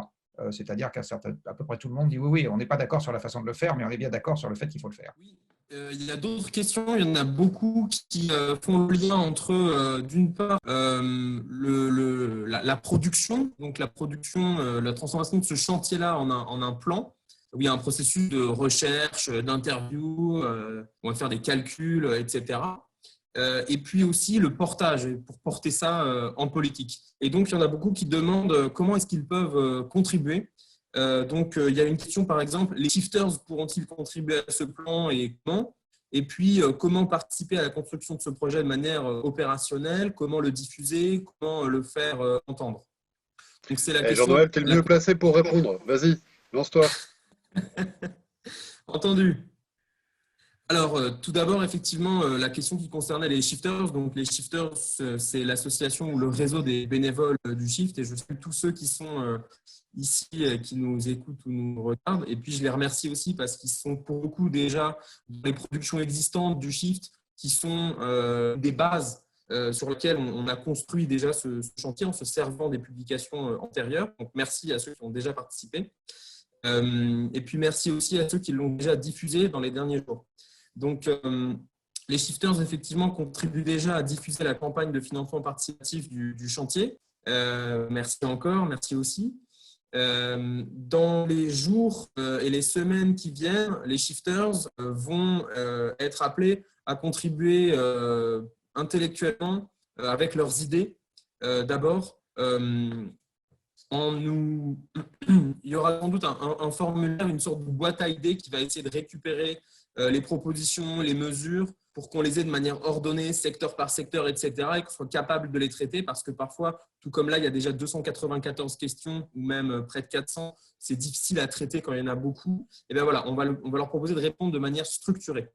Ensuite, il y a une autre manière aussi d'aider, c'est encore une fois pour les shifters, mais ça pourrait aussi être plus large. Il y aura aussi une boîte à idées pour expliquer les comportements, ce qu'on a commencé à faire pendant le confinement, pendant les 2 mois là, et qui nous a fait réfléchir à comment, dans le quotidien ou dans la pratique, des choses pourraient évoluer par la suite. Donc ça, c'est la deuxième chose. Troisièmement, certains pourront proposer leurs compétences pour travailler en tant qu'experts, contribuer en tant qu'experts à nos travaux, mais on va avoir des besoins qui sont bien spécifiques. On ne va pas avoir besoin de toutes les expertises différentes pour la bonne raison qu'il y a déjà beaucoup de monde en quelque sorte. Voilà, donc on sera obligé de dire non quelquefois. Ensuite, il y aura potentiellement certains travaux de relecture, mais pareil, ce sera aussi… on a déjà beaucoup de gens qui nous proposent de contribuer. Donc voilà, ce sera surtout les boîtes à idées et puis la diffusion des travaux dans un premier temps au moins. Et puis ensuite, tous ceux qui ne sont pas encore shifters, donc pas encore membres des bénévoles du Shift, vous pouvez aussi nous apporter vos contributions, votre aide, votre soutien. Et vous pouvez aussi rejoindre les bénévoles du Shift de manière à être tenu au courant le moment venu des besoins de contribution, de travail qu'on pourra avoir au fur et à mesure de notre recherche sur le plan, de sa construction et puis aussi de son portage. Je rappelle que les shifters accueillent pas uniquement des ingénieurs qui ont envie de faire des choses sur des tableaux Excel, ce dont on a besoin, mais il y a aussi beaucoup de gens qui sont juristes, qui sont maraîchers, qui sont pères à la maison, qui sont chefs d'entreprise ou qui sont experts en agriculture. Voilà. Il y a beaucoup de profils différents. Les shifters accueillent tout le monde. Donc, vous trouverez de quoi rejoindre le réseau des shifters, bénévoles du Shift, sur la page du Shift, donc sur le site du Shift Project. Et c'est comme ça que vous pourrez être tenu au courant des besoins de contribution. J'espère que je n'ai pas été trop long et que c'est à peu près clair pour tout le monde. Mais sinon, diffuser massivement le plus possible à la fois le document qu'on a produit aujourd'hui et la campagne de financement qui l'accompagne pour nous permettre de travailler et permettre aux documents et aux idées qui sont à l'intérieur d'être connus et aux propositions d'être d'être reprise par un maximum de monde, et y compris les décideurs politiques et économiques. Voilà, je m'arrête. Donc, vas-y, question suivante. Il nous reste une vingtaine de minutes. Peut-être essayer d'adresser des questions spécifiques sur des domaines particuliers. J'avais une question spécifique sur celle des inégalités et de la justice sociale. Je les lis rapidement. Quid des inégalités sociales? Allez-vous aborder dans votre plan les mesures sociales permettant d'accompagner la transformation socio-économique? Avez-vous prévu d'étudier les enjeux de redistribution de richesses, la répartition des emplois sur le territoire? Et je pense que je laisse Nicolas d'abord répondre et puis peut-être Jean-Marc. Là, il y a un peu deux aspects possibles dans les questions. Il y a l'aspect un peu économique, budget des ménages, etc. C'est-à-dire, est-ce que les inégalités budgétaires se creusent ou pas? Comment le budget des ménages évolue? Est-ce que certains ménages seront en situation de précarité énergétique? Voilà, ce genre de questions. Alors ça, ce type de calcul sont très fins à réaliser. Ça requiert beaucoup de statistiques, beaucoup de compétences, beaucoup de temps. On n'est pas sûr de pouvoir arriver à de tels résultats. Par contre, ce qu'on a envie de faire, c'est de tenir au courant un certain nombre de personnes, notamment au CCC, à la Convention citoyenne du climat, et pourquoi pas entrer en contact avec eux, avec plusieurs d'entre eux, pour tenir au courant, en tout cas pour qu'ils puissent diffuser à différentes catégories de population nos propositions et qu'on puisse voir, en tout cas qu'on puisse voir sans être entre nous, si je puis dire, qu'on puisse voir à quel point ce qu'on propose fait réagir les gens, à quel point ça amènerait à des inégalités, à des réactions de non-acceptation. Voilà. Donc on a envie de se prémunir comme ça de problèmes d'acceptabilité, on a envie que les propositions et les grands axes qu'on propose puissent être testés, on va dire, sur leur désirabilité. Jean-Marc, je ne sais pas si tu as envie de réagir. Oui, je voudrais rajouter quelque chose. Alors, d'abord, je voudrais rajouter que depuis le début de cette session, je crois avoir répondu à 71 questions par écrit dans la fenêtre Q&R, là, donc vous pouvez ouvrir en bas une fenêtre Q et R, questions et réponses, dans laquelle je vois 337 questions non résolues, et il y en a 72. Alors, à chaque fois que c'était des questions simples, j'ai fait des réponses simples, en espérant que leur lecture sera utile. Sur la question de l'acceptation sociale, c'est un truc absolument central. C'est-à-dire que quand on regarde la situation actuellement, par quoi est-ce que les gens sont tétanisés? Ils ne sont pas tétanisés pour l'essentiel d'entre nous, je pense, par le réchauffement climatique dans 20 ans. Je pense qu'il y a 5 millions de personnes dans ce pays en ce moment qui sont tétanisées par l'idée de retrouver un job dans un mois. Je pense que ça, c'est le premier sujet. Et qu'il y en a 5 millions plus un paquet du reste qui sont tétanisés à l'idée de savoir s'ils vont arriver à boucler leur fin de mois dans 3 mois. Je pense que c'est ça la réalité du pays. Donc, si on passe à côté des sujets d'acceptation sociale, on se plante complètement dans mon esprit. Et en fait, on a même pris le problème par exactement l'autre bout. C'est-à-dire, je l'ai dit en introduction, notre sujet, c'est comment on met les gens au boulot en faisant quelque chose qui, par ailleurs, n'est pas une impasse à long terme. C'est bien ça notre sujet, c'est comment on met les gens au boulot, j'insiste. Alors là où ça va être très difficile pour nous, c'est que mettre plus de gens au boulot avec moins de PIB, c'est-à-dire moins de revenus pour tous, là, ça va être un grand exercice de corde raide. Donc c'est là qu'on va devoir créer, inventer. Il n'y a pas d'école économique dans ce pays aujourd'hui qui fasse de l'économie appliquée dans un contexte de récession. Ça n'existe pas. Donc on va devoir apprendre en marchant. Mais c'est vraiment ça le sujet, c'est comment redonner espoir, c'est-à-dire voir l'avenir avec sérénité, et ça inclut le fait d'avoir un boulot, et ça inclut le fait qu'on ne va pas ficher notre environnement en l'air, on doit conjuguer les deux dans le contexte actuel. Donc j'insiste là-dessus. Je suis le premier à dire que je ne sais pas trop donner un contenu normatif à la justice sociale. Moi l'ingénieur, je suis vachement le thermomètre à justice, je suis très, très mal à l'aise pour savoir le définir. Par contre, je suis intimement persuadé qu'un monde dans lequel les gens sont tous au chaume du et se demandent où on va, ce n'est pas un monde qui correspond à cette définition. Donc, c'est évident que les questions, les questions sociales sont presque le fondement de ce qu'on va entreprendre.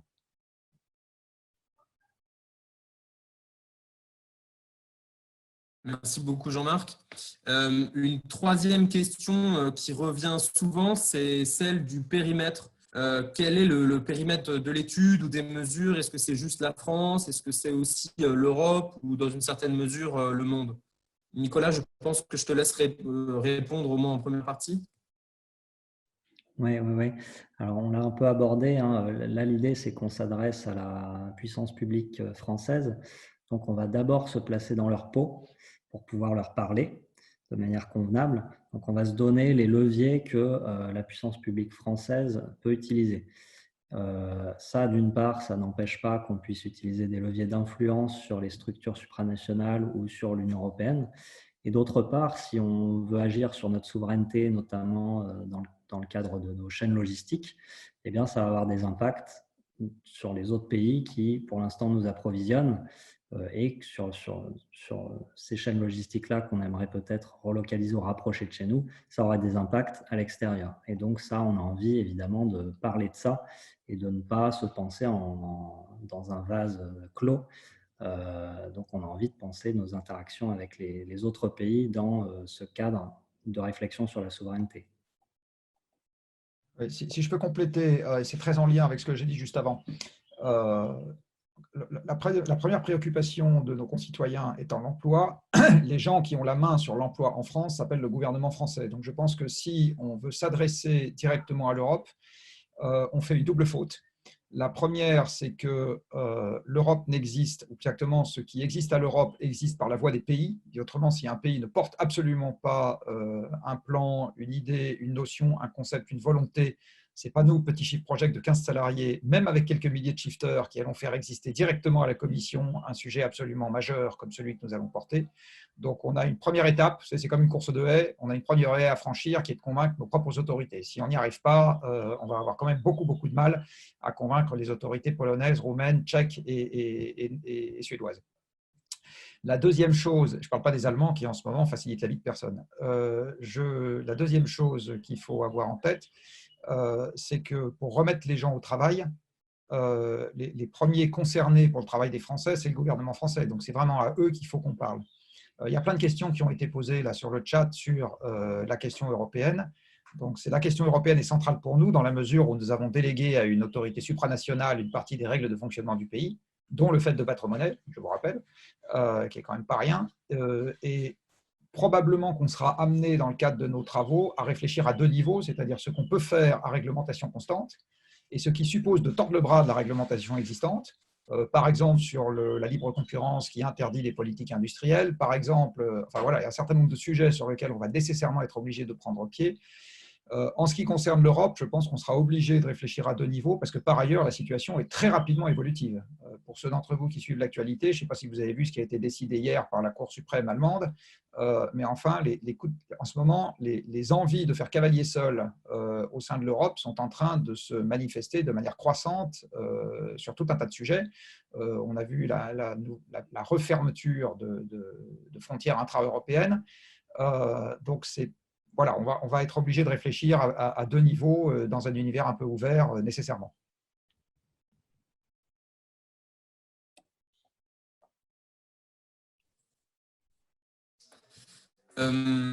Merci Jean-Marc. Je me permets, il y a une question qui est aussi, il y a plusieurs questions qui sont venues sur la culture. Peut-être en lien avec les déclarations du président de la République cet après-midi et du ministre de la Culture, je ne sais pas, mais c'était est-ce que pour décarboner la culture, on ne peut pas beaucoup numériser l'accès à certains biens ou services culturels, ou qu'est-ce que devient la culture dans un monde où il y a une limitation sur la capacité de voler en amont et d'aller voir du moine qui a de valeur, etc. Ou encore, qu'est-ce que deviennent les musées qui dépendent des touristes qui viennent en avion. Donc, je pense que là, pour le coup, je laisse la parole rapidement à Anaïs. Peut-être, Samuel, tu veux répondre sur l'aspect numérique? Oui, je peux répondre rapidement. Sur l'aspect numérique, ce qui est délicat, c'est qu'en fait, la culture, c'est déjà plus de la moitié de la bande passante du numérique. Donc, la vraie réponse, ça va être comment, en fait. Et de ça dépendent beaucoup de choses. Si la culture veut se numériser à grande échelle en réfléchissant à une certaine sobriété numérique, c'est intéressant. Si on part sur du développement de la 5G et de la VR live, on risque d'accroître encore les émissions de CO2 liées à l'activité numérique. Donc, il va falloir réfléchir au comment qu'on met en face et quelle sobriété on met en face. J'entends beaucoup parler en ce moment des visites virtuelles de musées. Et je doute que ceux qui font ces propositions pensent tout de suite, est-ce que ça va être par de la VR live ou est-ce que ça va être juste de la reproduction en images de salle? Enfin, tout ça, il va falloir le penser, le chiffrer, être sûr qu'on ne part pas dans une mauvaise direction avec ces outils-là aussi. Merci Samuel. Pour la question qui concerne effectivement le lien entre tourisme et musée, c'est une équation qui est assez compliquée à résoudre et quand on parle justement de compatibilité entre nos différents plans axes de transition, c'est vrai que l'attractivité de la France est une grande question qui tient à cœur, moi, de ce gouvernement. C'est la première puissance touristique et pour reprendre l'exemple du Louvre, c'est 98% de son empreinte carbone puisque les 3/4 en fait, des visiteurs de grands sites, que ce soit Versailles, que ce soit le Louvre, que ce soit le Mont-Saint-Michel, ce sont des touristes étrangers qui viennent souvent de Chine, de Russie ou des États-Unis. Donc c'est une question assez complexe, effectivement.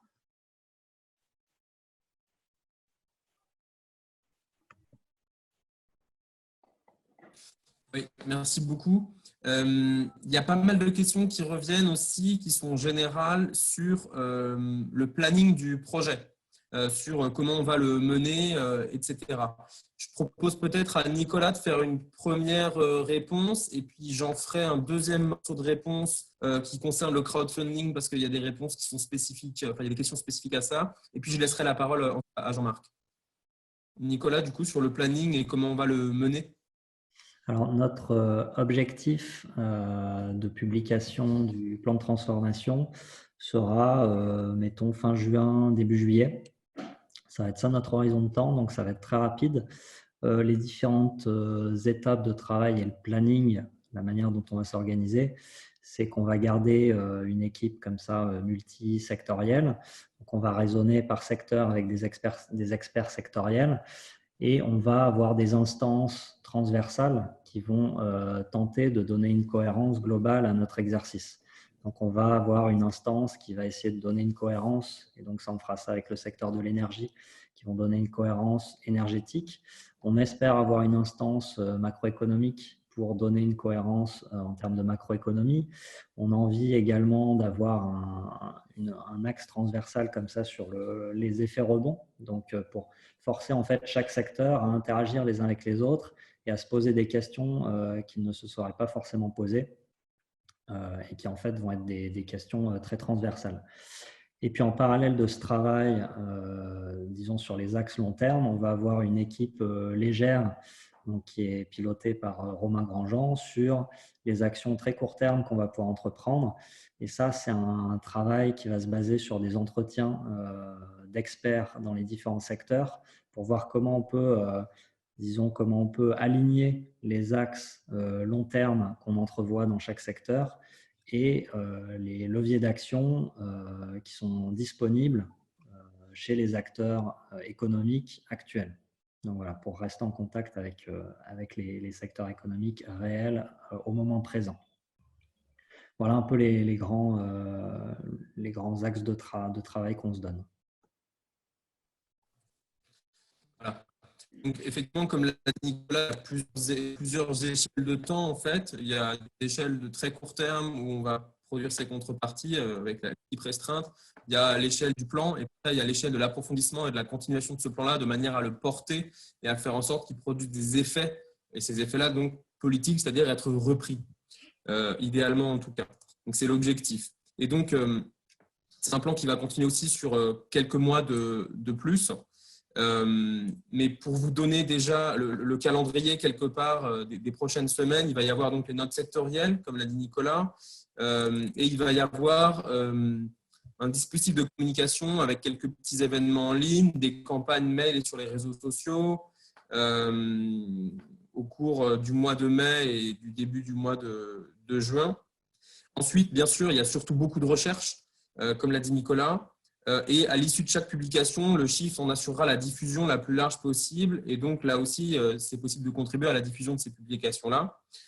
Et enfin, à plus long terme, donc, il y a certaines portions, certains secteurs du plan qui ont été assez peu travaillées. D'une part, certes, par le Shift, mais surtout en dehors, il y a peu d'études qui existent, par exemple sur la résilience des territoires, sur l'avenir du système de santé ou du secteur de la culture ou de la défense dans un contexte de raréfaction des ressources pétrolières et d'un contexte où il faut réduire les émissions. Et donc, il y a plusieurs échelles. Maintenant, il y avait des questions sur comment sera utilisé le budget. Alors, en fait, en gros, quoi qu'il arrive, on va produire un plan qui va être de grande qualité. Maintenant, pour couvrir beaucoup de secteurs et pour les approfondir ensuite, ce qui permet de porter les propositions aussi, c'est beaucoup pour ça, qui va dépendre du montant du financement. Typiquement, là, on vient déjà de dépasser les 50 000 € sur la collecte et donc on sait qu'on va pouvoir faire un solide sur au moins quelques secteurs. On sait qu'à partir de 100 000 €, on peut traiter plus de secteurs, peut-être 8, peut-être 10. À partir de 150 000, on peut en traiter une dizaine vraiment correctement, etc.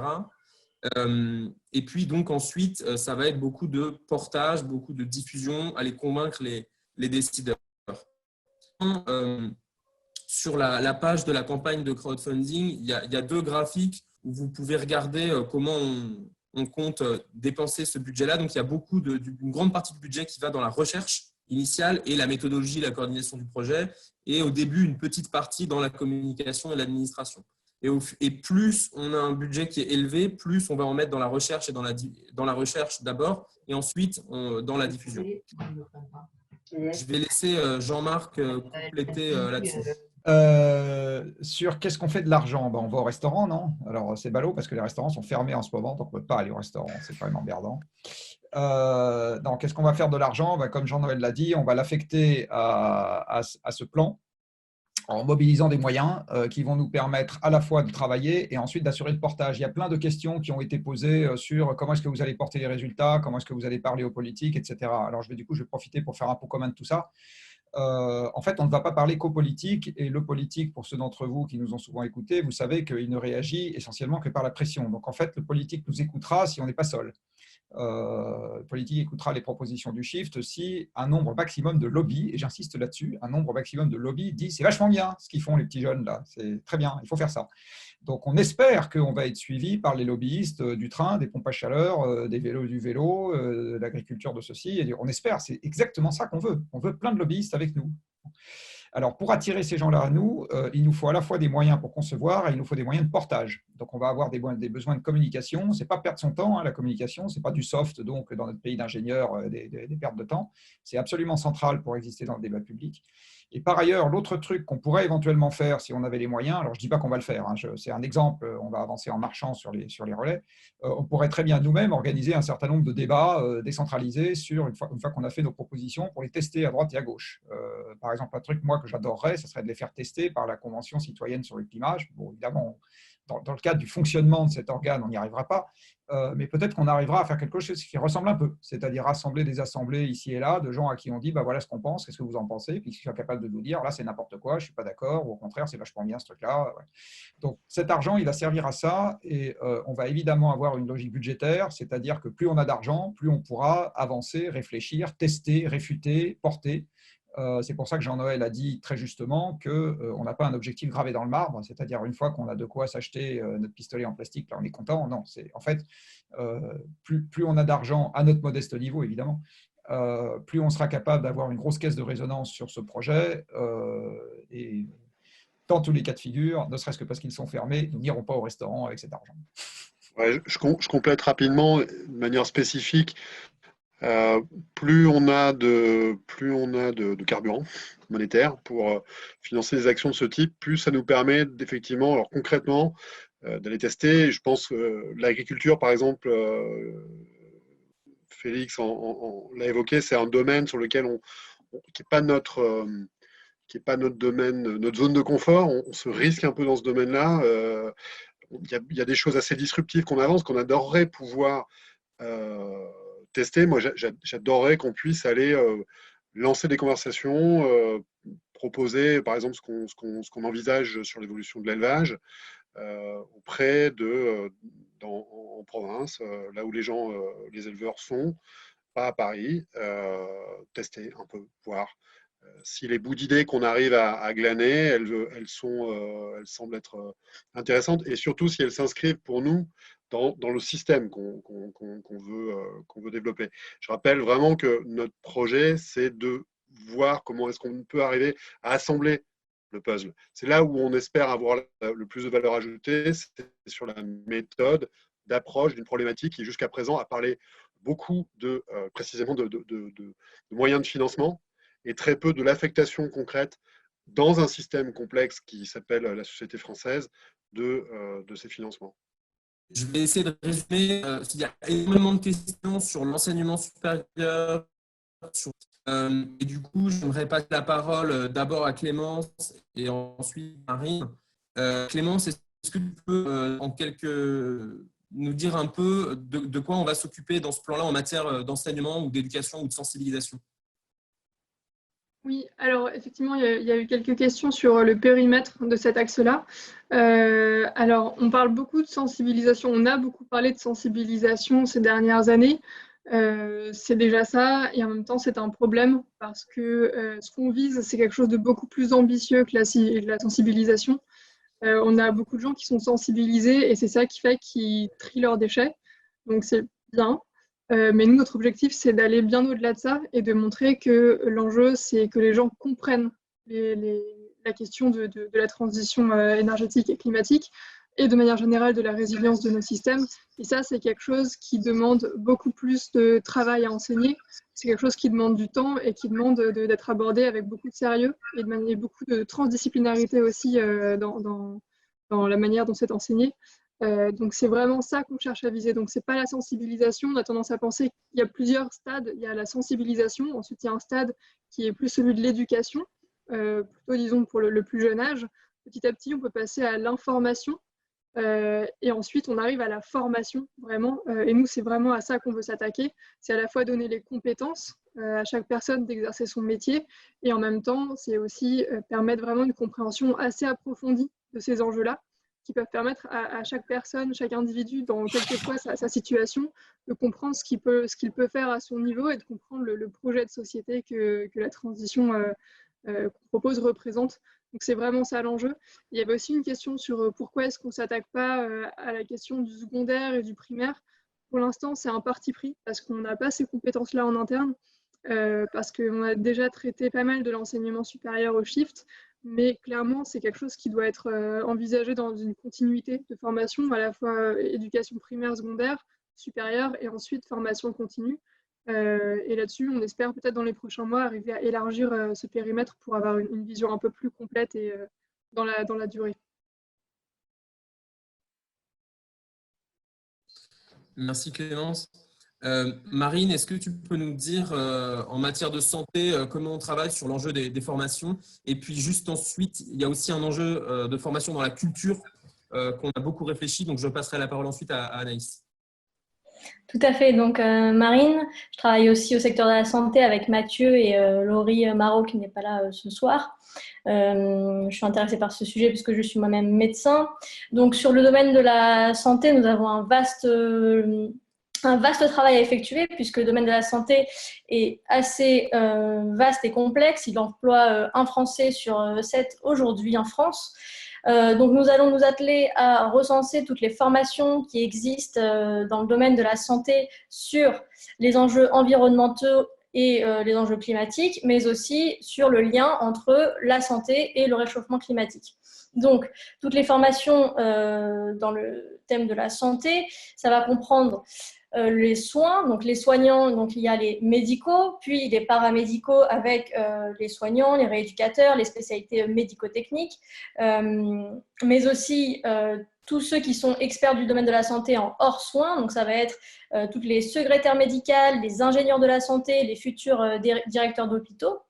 Et donc, on a un vaste travail à faire à recenser toutes les formations qui sont faites aujourd'hui dans ces domaines sur ces enjeux-là environnementaux et climatiques.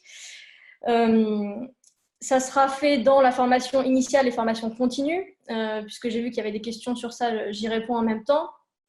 Et donc, c'est un vaste domaine. On essaiera aussi de recenser quelles sont les connaissances des étudiants dans ces enjeux-là et quels sont leurs besoins pour pouvoir, au final, fournir un état des lieux, puis une proposition de formation de ces acteurs de la santé. Pour donc la culture, c'est un petit peu le même travail qu'on a effectué avec un échantillon qu'on a essayé d'être le plus représentatif possible en fait de la diversité des formations.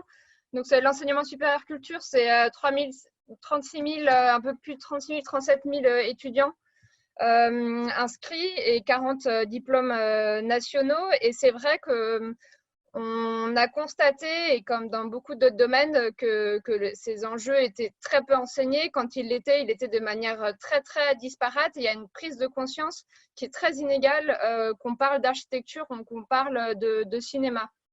Donc, il y a un vrai travail à faire là-dessus, de mise en place de formation. Et Clémence parlait de sensibilisation tout à l'heure. Oui, de sensibilisation du ministère de la Culture, puisque voilà, les directions générales en charge de l'enseignement n'en font pas toujours ou très rarement une priorité. Une sensibilisation des directions d'établissement, parce que souvent, quand les choses bougent au sein des écoles, que ce soit les écoles d'art, que ce soit dans le cirque, que ce soit dans la danse, etc., c'est comme dans beaucoup de domaines, souvent une initiative en fait, des étudiants qui sont en demande. Et aujourd'hui en France, il n'y a aucune formation ou très très peu de formation vraiment dédiée à ces enjeux. Donc voilà, on est en train de dresser un état des lieux sur cette question pour faire des propositions qui vont dans le même sens en fait que le rapport général sur l'enseignement supérieur. Jean-Noël, je reprends la parole rapidement. Je pense qu'on va bientôt terminer ces échanges. On avait prévu jusqu'à 20h initialement. Bon, il est 20h30, on peut encore prendre quelques minutes. Il y avait quelques questions d'ordre monétaire. C'est revenu très, très souvent également. Donc, est-ce que, Jean-Marc, tu veux traiter cette question pour Nicolas encore une fois ou quelqu'un d'autre? D'ordre monétaire, c'est-à-dire? C'est-à-dire, Jean-Noël? Il y a du quantitative easing en ce moment, c'est les actions de la Banque Centrale Européenne. Quelle est la place de la création monétaire dans notre plan? Voilà. Bon, alors ça, je peux répondre. Tu penses? Ouais, okay. Ouais, la réponse en une phrase, c'est que l'argent, on s'en fout. Alors, c'est une réponse en une phrase. Maintenant, on va essayer de délayer un tout petit peu. Tous les gens qui aujourd'hui se sont intéressés aux histoires de transition sont rentrés, pour ce qui nous concerne, par quelque chose qui nous semble être peut-être pas une impasse, mais en tout cas une approche beaucoup trop incomplète, qui est de dire qu'il faut qu'il y ait de l'argent qui arrive et à ce moment, tout se passe par miracle. La réponse est non, on peut très bien avoir de l'argent qui arrive et tout ne se passe pas par miracle. Et en fait, on peut aussi, à l'inverse, se rendre compte que l'argent n'est pas un problème et que l'essentiel du temps, le vrai problème, c'est le courage de contraindre ou d'inciter les gens à faire autrement que la façon dont ils faisaient d'habitude. Est-ce que si nous voulons manger collectivement moins de viande, est-ce que l'argent est un problème? Je ne crois pas. L'argent, pour un certain nombre d'acteurs qui sont concernés par l'affaire, c'est un sujet. Collectivement, ce n'est pas une affaire d'argent. Si nous voulons moins nous déplacer en voiture, est-ce que l'argent est un problème? Alors, l'argent des gens qui travaillent dans le secteur automobile, oui, parce que si on achète moins de voitures, ils vont en gagner moins. Mais pour tous les autres, est-ce que c'est un problème d'argent? Absolument pas. Ce n'est pas un problème d'argent. Le fait, par exemple, d'acheter une plus petite voiture plutôt qu'une grosse, il y a quelqu'un qui a laissé son micro ouvert. C'est absolument pas une question d'argent. Donc, il y a plein de sujets pour lesquels ce n'est pas une question d'argent. Donc, nous, on va raisonner à l'envers. D'abord, on va regarder, comme je le disais tout à l'heure, ce que ça veut dire en termes de tonnes de joules et d'emplois. Et une fois qu'on aura regardé ce que ça veut dire en termes de tonnes de joules et d'emplois, à ce moment, on se posera la question de la tuyauterie financière.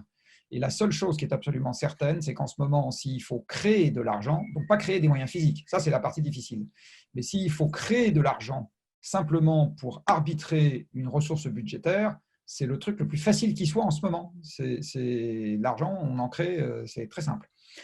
Ce qu'on a bien vu dans la relance qui a été faite, enfin, ou exactement qui a tenté d'être faite en 2008, si vous avez en tête ce qui s'est passé en 2008. Hein. En 2008, on a passé le pic de production du pétrole conventionnel dans le monde. Ça a mis l'Europe à l'arrêt en ce qui concerne la hausse de sa production industrielle. Ça a mis l'Europe à l'arrêt en ce qui concerne la hausse des flux physiques en transport dont elle pouvait disposer, sauf le transport aérien international, mais sinon non. Et le quantitative easing qui a eu lieu derrière, donc la création monétaire massive, comme elle n'avait pas de fléchage qui était lié à un projet particulier, ben, tout ce qu'elle a engendré, c'était de l'inflation d'actifs. Voilà. Donc ça n'a pas spécialement remis les gens au boulot, ça n'a pas spécialement relancé les activités, parce qu'il y avait d'autres contraintes derrière qui empêchaient que ça se passe comme ça. Ça a juste créé de l'inflation d'actifs, et pour l'essentiel. Hein. Donc, il ne suffit pas de dire on va créer de l'argent et le problème va être résolu. Il ne suffit même pas de dire on va investir quelque part et le problème va être résolu. Pour mettre tout de suite les pieds dans le plat, en France, le secteur de la transition énergétique où nous avons mis plus d'argent, c'est le solaire et l'éolien, ça n'a résolu à peu près aucun problème. Donc, le fait qu'on puisse dire il suffit d'investir et ça va résoudre les problèmes, malheureusement, c'est prendre le problème à l'envers.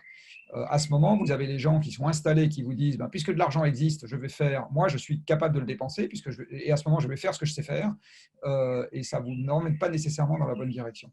Donc l'argent, dans notre raisonnement, il arrivera en bout de course et absolument pas en contrainte de départ. J'insiste là-dessus.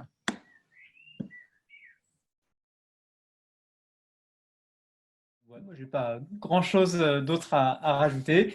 Effectivement, il y a pas mal eu de questions, de commentaires sur les liens avec d'autres acteurs du monde agricole, du secteur alimentaire et tout ça.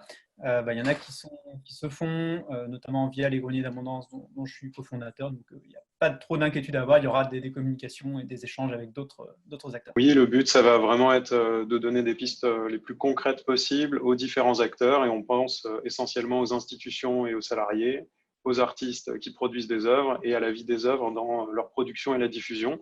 Donc, on va vraiment essayer d'être le plus concret possible là-dessus et sur l'impact que ça va avoir sur les métiers. C'est ça l'objectif, en tout cas. Oui, l'impact sur les métiers et aussi la volonté de s'adresser aux décideurs politiques sur ce sujet pour en faire vraiment une priorité et un cadre de pensée des politiques publiques de la culture au niveau national et dans les territoires.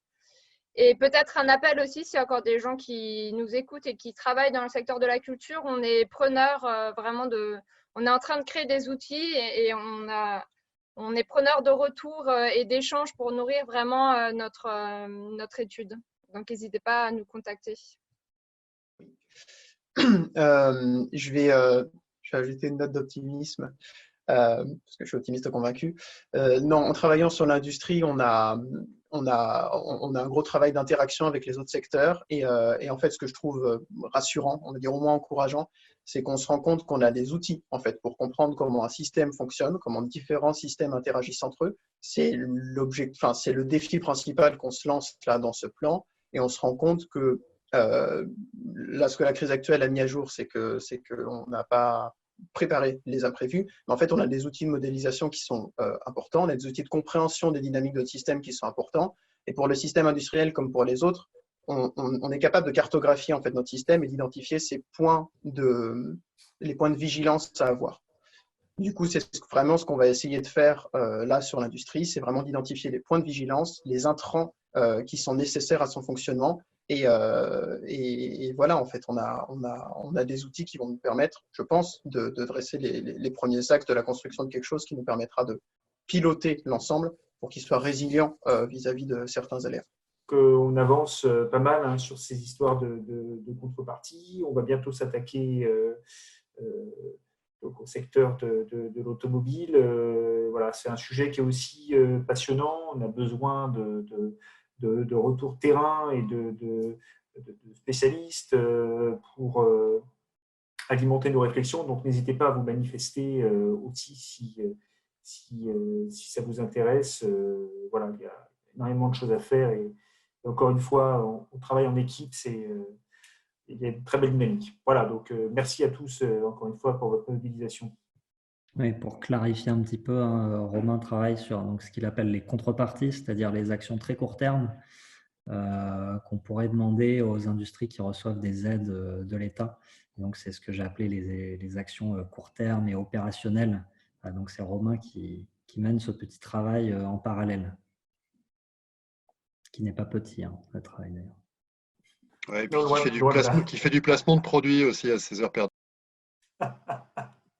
Compléter sur ce que j'ai dit tout à l'heure, en fait, on peut faire un peu le parallèle entre le secteur de l'énergie et le secteur de l'industrie pour la partie rebouclage. Donc, pour l'industrie, ça va être voir si si ça reboucle bien au niveau matière, et ben, pour le secteur de l'énergie, ça sera au niveau de l'énergie. J'en profite aussi pour faire, comme Anaïs, un appel si vous avez sur la partie emploi dans le secteur pétrolier, etc. Si vous avez des sources, des bases de données, on est preneur. Et enfin, pour finir, merci d'avoir assisté à la présentation.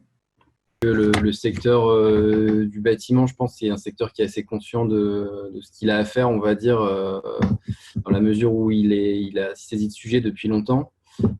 Par contre, il y a quand même si les plans quantifient précisément jusqu'à maintenant combien de logements, par exemple, il faut rénover par an pour arriver à rester dans l'enveloppe des accords de Paris, par exemple. Le fait est que il y a des signaux contradictoires de l'État et il faudrait réussir à sortir du wishful thinking, on va dire, à passer à quelque chose d'opérationnel comme dans le reste des secteurs. Et donc il y a ce sujet-là. Et l'autre sujet qui est important à traiter, c'est celui, encore une fois, des interactions avec tous les autres secteurs, donc notamment avec le secteur de l'énergie par rapport au dimensionnement de la pointe, avec le secteur bois-forêt pour tout ce qui est biosourcé et puits de carbone, de l'artificialisation des terres, ou avec le secteur de l'urbanisme, et aussi de réfléchir à des choses un petit peu plus prospectives sur les véhicules publics ou privés qui pourraient servir demain à stimuler tout ce qui est rénovation et construction sobre et durable, on va dire. Voilà. L'enseignement supérieur et la recherche, c'est un sujet sur lequel on a un peu d'éléments au shift et en même temps, on n'en a pas tant que ça. On a juste des choses sur la partie enseignement qu'on a déjà traité. Sur la partie recherche, on est beaucoup plus démunis. Mais par ailleurs, il y a beaucoup d'acteurs qui sont très motivés, très mobilisés sur ces sujets-là, notamment beaucoup de chercheurs. J'ai discuté pas mal dans le cadre de cette première phase de travail avec des acteurs institutionnels, la conférence des présidents d'université, l'initiative Labo 1.5, et plusieurs des chercheurs de l'initiative 1.5 vont a priori travailler avec nous sur la suite du projet, ce qui nous permettra d'avoir une vision beaucoup plus forte de l'aspect recherche et des enjeux qu'il y a derrière. Et de la même manière, pour l'enseignement supérieur, on va aussi essayer d'associer un maximum d'acteurs, l'idée étant d'avoir vraiment toutes les parties prenantes associées, puisque c'est un secteur où il y a beaucoup à défricher. Un peu comme beaucoup d'autres secteurs serviciels, on n'a pas beaucoup d'éléments, on n'a pas beaucoup de chiffres, donc il y a du travail. Mais donc on va faire ça avec beaucoup de concertation de tous les acteurs, et on espère qu'on arrivera à avancer comme on souhaite. Oui, mais donc sur la santé, alors il y a quelques questions qui sont passées sur le sujet. Oui, la santé, on n'abordera évidemment pas que la question des hôpitaux, et donc oui, ça inclura évidemment la question du médico-social, donc la question des EHPAD, des personnes handicapées. Donc non, ça ne sera évidemment pas focalisé que sur l'hôpital. Et donc l'objectif, ça va être de voir comment traiter de cette question de la sobriété dans un secteur qui évidemment a pour impératif de garder la qualité des soins. Donc vaste chantier, il va falloir aller voir tous les acteurs, aller voir les acteurs concernés pour faire ça. Marine, je te laisse ajouter ce que tu veux. Je voudrais juste ajouter un mot. Il y a eu une remarque sur la sobriété dans un système qui veut soigner à tout prix. J'ai vu une étude passer assez intéressante qui disait qu'on pouvait réduire de 30% les émissions de carbone dans les hôpitaux sans pour autant altérer la qualité des soins. En effet, on a beaucoup de leviers dans les hôpitaux et ailleurs pour pouvoir réduire notre impact carbone, et c'est des leviers qui peuvent être facilement déployables. Il reste juste qu'à les faire déployer, mais on va pouvoir y arriver. Et je voudrais juste rajouter un mot sur la notion des femmes sur cet enjeu. Je pense que elles vont sûrement arriver, puisque dans les professions médicales, paramédicales, qui sont des professions du soin, du care, on sait que les femmes sont sont très représentés. Et je vois cette cause comme une cause de soins et de care, mais globalement sur la planète. Donc, il n'y a pas de raison qu'elle n'arrive pas. Il faut juste leur laisser un peu de temps, je pense. Sur les axes de travail, on en a parlé un petit peu tout à l'heure. On a beaucoup d'interfaces avec tous les secteurs, le transport évidemment, l'industrie. Donc, on va continuer à travailler sur cette question des formes de villes qui permettent d'être plus résilients. Et bon, c'est une question assez vaste parce que les villes, c'est très varié entre une métropole comme Paris et les petites villes, les petites villes. Et aussi cette question qui pose beaucoup de questions compliquées sur les bons outils institutionnels ou voire juridiques de comment les villes peuvent être des outils de mise en œuvre des politiques de transition énergétique au plus près des besoins et des réalités locales de terrain. Oui, pardon. Sur le numérique, du coup, l'objectif, là, ça va être de vraiment faire comprendre ce que c'est qu'un système d'usage numérique, de faire comprendre que ce n'est pas un système d'usage immatériel. En fait, c'est un peu le premier défi qui n'est pas du tout anodin. C'est-à-dire que dans la prise de décision, les décisions liées aux usages numériques sont encore prises comme si c'était immatériel. Donc, vraiment, le premier défi pour le numérique, c'est de matérialiser la chose et de comprendre nos infrastructures. Et le deuxième défi, ça va vraiment être de décrire ces infrastructures et de comprendre pourquoi on les déploie, pour ensuite pouvoir construire des stratégies de territoire. C'est-à-dire, je veux faire une ville numérique, qu'est-ce que ça veut dire? Plus que le mot d'ordre. Qu'est-ce que ça veut dire une ville numérique? Qu'est-ce qu'il y a derrière? Quelles infrastructures il y a? Quels besoins en maintenance ça demande? Est-ce que les lampadaires connectés, c'est utile? En fait, ce n'est pas ça la question, c'est quel type de lampadaires connectés peuvent être utiles dans quelle situation? Et donc, ça va vraiment être ça qu'on va essayer de développer dans ce plan et qui, en fait, on développe dans nos travaux sur le numérique en parallèle. C'est vraiment essayer de dresser cette réflexion un peu assez logique au final, mais de repartir du besoin, de prendre en compte les contraintes et de comprendre à quel endroit et de quelle manière est-ce qu'on peut déployer des services et des outils numériques pour que ça soit pertinent. Les enjeux, le défi, ça va être le chiffrage. Arriver à chiffrer l'ensemble des secteurs, sont la défense et la sécurité. Alors, certaines questions sont dans le fil.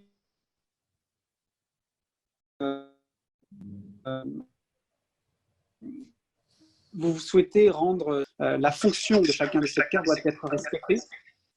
Cependant, il y a d'autres actions que la seule spécificité de sécurité et de défense. Il s'agit tout simplement de vivre, c'est-à-dire l'usage des infrastructures, des logements, des services. Il y a déjà beaucoup de choses à faire à ce niveau-là, et surtout dans la conception et la réalisation, et enfin la maintenance des matériels. Voilà. Donc effectivement, la puissance passe par la consommation énergétique. Malheureusement, ça peut proposer quelque chose de cohérent de prime abord, mais déjà le comportement, la sobriété d'acteurs, elle est envisageable tout à fait. Voilà. Alors, sur la mobilité quotidienne, comme je le disais tout à l'heure, on a beaucoup de matière, parce qu'on a beaucoup réfléchi à ça au Shift, comme ailleurs. C'est un sujet qui est déjà très exploré. Du coup, nous, notre enjeu, ça va essayer de d'essayer de trouver un peu tous les petits recoins auxquels on n'avait pas pensé pour être sûr qu'on a bien identifié tous les trucs les plus importants. Donc déjà, toutes les interactions là où on ne les avait pas vues. La mobilité, c'est quelque chose de très transversal à plein de secteurs, donc il va falloir aussi davantage creuser ces éléments-là que ce qu'on avait fait avant, pour être sûr qu'on prend bien en compte tous les besoins de tous les secteurs. Il y a aussi beaucoup d'enjeux, donc on a beaucoup de mesures en tête, notamment de ce qu'on peut faire, mais on ne va pas pouvoir tout mettre dans notre plan de transformation de l'économie.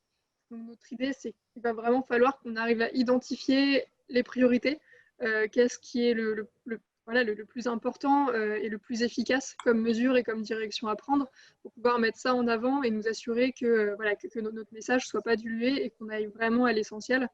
On va devoir explorer beaucoup plus que ce qu'on a fait jusqu'à présent, des questions de gouvernance notamment. On va devoir faire davantage de liens avec les enjeux tels que l'urbanisme, qu'on avait qu'à peine effleuré jusqu'à présent, et qui sont très très importants, surtout dans l'horizon dans lequel on se projette. Et on va devoir beaucoup discuter avec les secteurs industriels, puisque la confection, la production des véhicules et des infrastructures dont la mobilité a besoin, c'est juste considérable. Donc il va falloir avoir une approche très très systémique, qui n'est pas forcément l'angle qu'on avait eu jusqu'à présent pour en parler.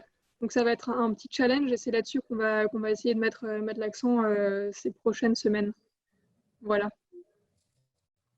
Alors, je vais commencer par remercier toute l'équipe qui a déjà commencé à travailler sur le plan de transformation. Et là, on a eu un mois très intensif pour réussir à déjà proposer le document que vous trouverez d'ailleurs sur notre site internet qui décrit tous les grands axes que chacun des chefs de secteur a déjà rappelé.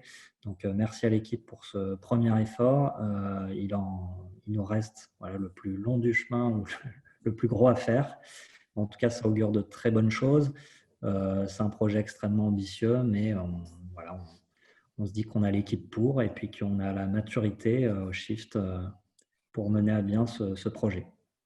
Et donc, merci aussi à tous les soutiens qu'on pourra avoir et à tous les participants ce soir. Moi, j'aimerais juste conclure en vous invitant à relayer en masse nos propositions, le projet et la publication. On a eu beaucoup de questions de gens ou d'interventions de gens qui nous ont demandé comment contribuer ou nous aider ce soir. Et un moyen très simple, c'est d'en parler autour de vous et sur les réseaux sociaux. Pour vous aider, on a conçu un kit de communication pour diffuser facilement le projet et la campagne de collecte. Donc j'en profite pour vous dire que la publication, le lien vers cette campagne de crowdfunding et le kit de communication sont disponibles sur notre site web. Dans le dernier article qui a été mis en ligne ce matin. Et on était plusieurs milliers ce soir. Et donc, si chacun et chacune relaye à son échelle, pour faire du bruit, on pourra mieux faire entendre nos propositions et donc mieux peser sur les décisions économiques et politiques qui sont prises. Voilà. Ouais, rapidement, vous avez pratiquement tout dit. Bon, à part que Jean-Marc a dit une bêtise, ça lui arrive tout à l'heure, il disait que l'argent n'était pas une donnée d'entrée dans notre travail. C'est faux. Donc j'insiste, n'hésitez pas à partager le lien vers cette campagne de crowdfunding. C'est absolument essentiel pour nous pour pas faire une promesse de Gascon. Je sais de quoi je parle, j'en suis un. On voudrait correctement documenter ce qu'on se propose de faire. Nicolas l'a dit, c'est un projet extrêmement ambitieux, au moins à notre échelle. On veut être capable de lancer une conversation nationale, au moins qui soit cohérente, qui soit consistante. Donc, on commence à le faire là. Et voilà, ce que je voulais dire d'un mot surtout, c'est un grand bravo et un grand merci à tous.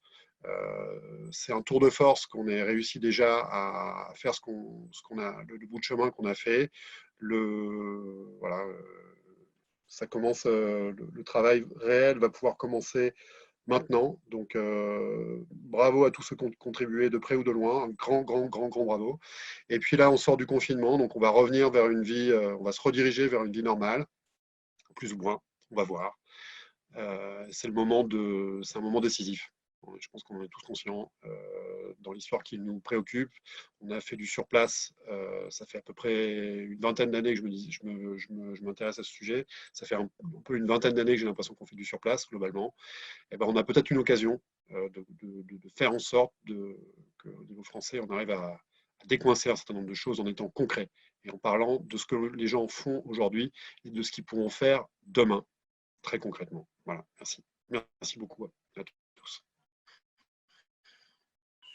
Je suis d'accord avec Mathieu sur le fait que l'argent n'est pas un problème pour l'État français. Au niveau des gens qui n'ont pas de planche à billets, ce qui est le cas du Shift, évidemment que c'est un potentiel facteur limitant de ce que nous pouvons faire. Car tant que les gens qui travailleront chez nous seront attachés à cette convention qui veut qu'ils soient payés, eh bien, effectivement, l'argent sera quand même un sujet. Alors, on a beaucoup de bénévoles dans l'histoire, hein, Jean-Marc. Au niveau des acteurs. Ils sont bien payés par quelqu'un d'autre à ce moment-là. Oui. Voilà, donc ce que moi je vais dire en conclusion, c'est qu'il y a un élément d'optimisme fort dans cette histoire, qui est effectivement de voir la vitesse à laquelle l'équipe du Shift et tout le réseau des bénévoles répond présent face à ce genre de choses. Mon sentiment, c'est qu'il y a une attente, donc quelque part ça nous oblige. Parce que c'est pas tout de créer de l'envie comme on essaye de le faire ce soir. Après, il faut être au rendez-vous. Donc, on va essayer d'avancer, de tenir la promesse et effectivement de poser sur la table d'ici quelques mois, enfin de poser progressivement sur la table, on va dire, dans les mois qui viennent, de quoi changer un peu la donne dans le débat national. Et si on est capable de nous reconnaître, de se reconnaître dans quelque chose qui sera mis en œuvre dans les mois qui viennent, eh bien, ça nous rendra très optimistes pour la suite. Et j'ai envie de dire que comme on est orienté action dans le chantier qu'on a mis en route, c'est vraiment ça notre objectif, c'est d'essayer de peser sur des décisions qui seront prises de manière effective.